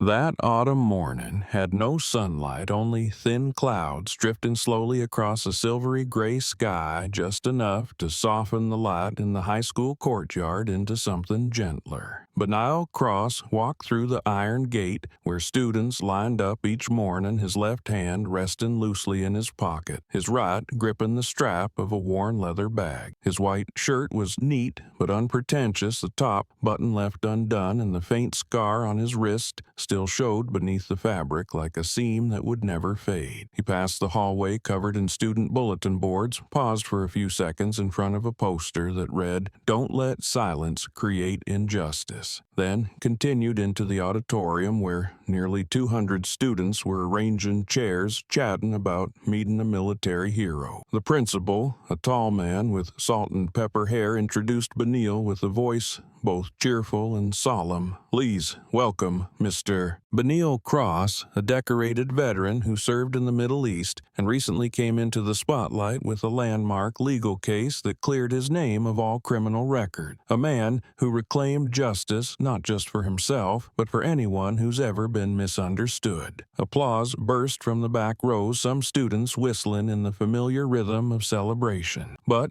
when Cross stepped onto the stage with no written remarks, no microphone adjustments, and a quiet gesture for the principal not to go far, the room gradually settled. He didn't begin with gratitude, nor did he embrace the labels others had put on him. He simply stood tall, scanned the now quiet rows, and began speaking in a low voice that carried evenly like wind passing through a forest that had stopped moving. "I didn't come here to be honored." The opening line froze the entire auditorium. No students laughed, no one clapped. The way he stood, the way he spoke, made it clear this wasn't a victory story. Cross paused briefly, then continued. "I came to tell you what happens when people look at you and decide who you are before you've had the chance to say anything for yourself." His eyes swept over the students' faces, then landed on the teachers seated at the back. "I was looked at like that, handcuffed for standing still, put on trial for wearing the wrong skin tone at the wrong hour. And, worst of all, I started to believe maybe they were right." He raised his left arm, tugged his sleeve to reveal the scar under the lights. "This is the mark left by silence, but it's also the reminder that I survived." Some students lowered their heads, others looked at him with a mix of confusion and curiosity. "I'm not standing here because I was more right than they were. I'm standing here because I didn't let them keep the power to define me." He stopped, then locked eyes with a student in the front row who was nodding quietly. "If there has one thing I hope you take from today, it's this. Don't ever let anyone choose your face to laugh at, because once you believe them, you'll start laughing with them, not realizing you're erasing yourself." The auditorium didn't erupt in applause. It just fell into a silence so deep it felt like water with no ripples. When Cross stepped off the stage, no one stopped him for a photo. No one rushed up to shake his hand. But many eyes followed him as he walked through the auditorium doors, the way one looks at someone who has walked through darkness and returned to say, "Peace doesn't come when people stop judging you. It comes when you stop letting them have that power." The handcuffs that once dug into his wrists, meant to brand him as a symbol of failure, had now become the very thing that made people look at him and question themselves. And Benil Cross, on that autumn morning, taught a room full of kids who had never seen a battlefield a lesson no classroom could reach that. Sometimes what you survive isn't war. It's a world that tried to twist you into a shape too small for someone who knows how to stand tall. Benil Cross stood still for a few seconds after his final words, his gaze sweeping slowly across the back row where a group of black students sat, huddled in the corner, shoulders pulled in slightly, as if used to not being named, not being mentioned as central figures in a conversation labeled inspirational. He didn't walk toward them to spotlight his empathy, didn't raise his voice to make a point sound rehearsed. He simply leaned slightly in their direction, his eyes steady, voice even but firm, as if each word came from the deepest part of lived experience. "I came to remind you, don't let anyone teach you to lower your head when you haven't done anything wrong." The room, already quiet, shifted into a true silence. The sentence didn't sound like a slogan, didn't shout like a speech, but dropped with precision, slow, clear, forcing everyone listening to reconsider the times they had stayed silent when someone else was forced to bow for the color of their skin or their place in society. A boy in the back row lifted a hand to adjust his cap, blinking fast, while the girl next to him pressed her lips together and nodded slightly. No one stood to ask questions. No one applauded loudly, but the expressions on their faces loosened in a way that civics classes had never managed. Benio knew he wasn't offering answers for life beyond this talk, wasn't promising that tomorrow would be different. But if there was one thing he hoped to leave behind, it was the sense that they were not alone in this world, that they didn't need to play the model student role just to earn permission to lift their heads, and most of all, that no one had the right to teach them to bow when they had done nothing wrong. He knew that feeling well, had lived inside it, had sunk beneath the weight of default assumptions, and now he stood here whole to be proof that it's possible to survive prejudice without losing yourself. The talk didn't end with the bell, but with a long-settled silence. As students slowly began to rise, the room didn't buzz like it usually does after a school assembly. Something hung in the air, deeper, more real. Outside in the courtyard, Benio walked along the corridor where rows of tall trees cast shadows across the faded concrete. He sat on a stone bench, pulled a water bottle from his bag, took a sip, and leaned his back lightly against the brick wall. A few minutes later, a group of students quietly exited the auditorium. Their eyes no longer held the kind of hazy awe reserved for heroes. Instead, they looked at him the way people do when they begin to realize that an ordinary man can walk through hell and still hold on to himself without being consumed. A boy stepped forward, timidly, hands slightly shaken as he held his phone.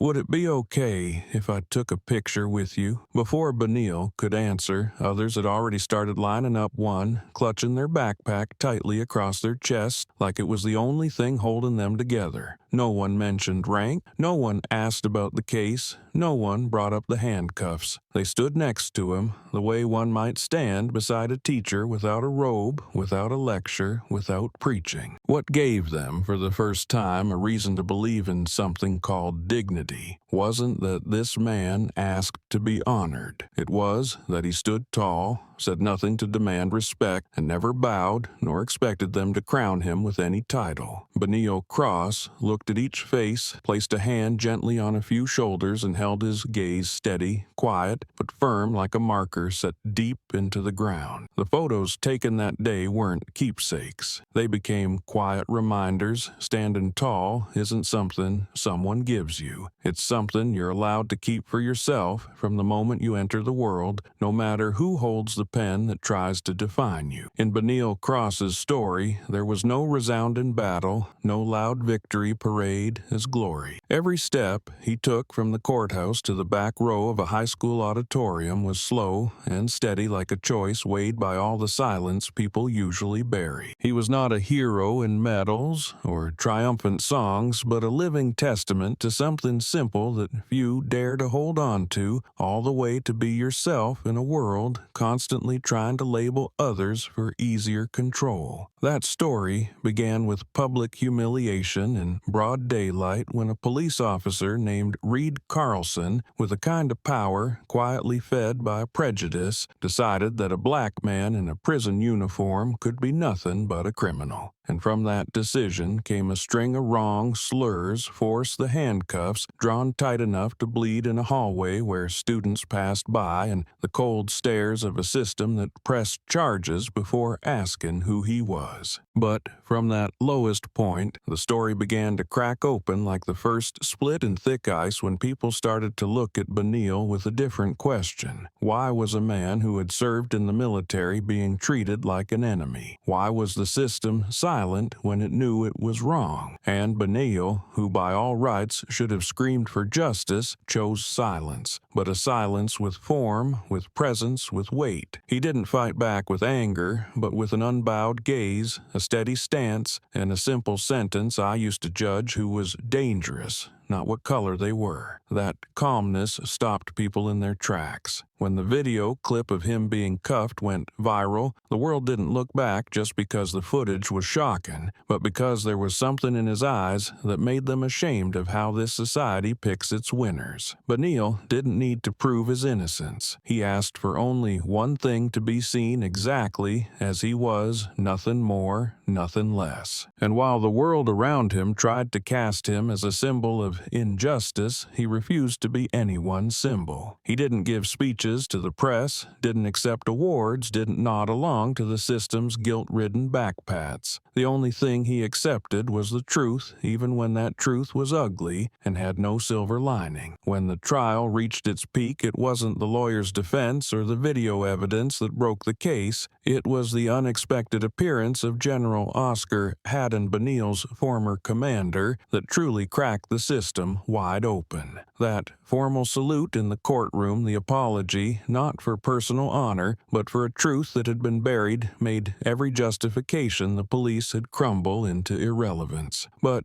Benil didn't smile when cleared, didn't cry when his record was erased. Because to him, justice wasn't a reward, it was what should have been there from the start. The scar on his wrist remained. No one could give back the days he was treated like an object, no one could repay the silence of the crowd when he was dragged down in full view. But from that silence he emerged intact. What made Benil Cross different wasn't that he had the longest shot in a military campaign, but that he survived without letting the handcuffs, the insults, or the ridicule redefine him. He once told a young soldier that the worst part wasn't being disrespected, it was when you started to believe you deserved it. That unwavering grip on his identity was what made an entire room lower their heads. And when the speaking events ended, when the veterans' gatherings passed, he still chose to keep a quiet space for himself, not out of avoidance, but because he knew real lessons don't come from being praised, but from being seen, being heard, and being allowed to stand tall. At the high school event, when he looked toward the group of black students sitting in the back row and said, "Don't let anyone teach you to bow your head when you've done nothing wrong," he wasn't giving a speech. He was handing back something his own generation was denied: the right to stand tall in a society that tries to break your spine from the classroom up. And when the session ended, the long line of students waiting to take photos with him wasn't there because he once wore a uniform. They were there because he hadn't folded, hadn't surrendered, hadn't let anyone else define who he was. The story of Benil Cross, then, isn't just about someone falsely accused and later vindicated. It's the journey of someone who refused to be a victim, refused to be polished into a symbol, refused to bow even when an entire system tried to shove him down. And that is the final lesson: that sometimes the survival most worth respecting doesn't come from outlasting war, but from holding on to dignity in a system determined to strip it away. That standing tall isn't something someone else gives you permission to do, it's something you choose to keep even when no one stands with you. That sometimes silence itself is a form of defiance when it's heavy enough to make people confront themselves. That every scar we carry, if kept as a reminder instead of something to hide, can become the last badge no one can take away. And most importantly, you don't need to be called a hero to step into the light. If you don't let the gaze of others make you forget your real name, you've already won. In this world, holding on to yourself is a victory. And the story of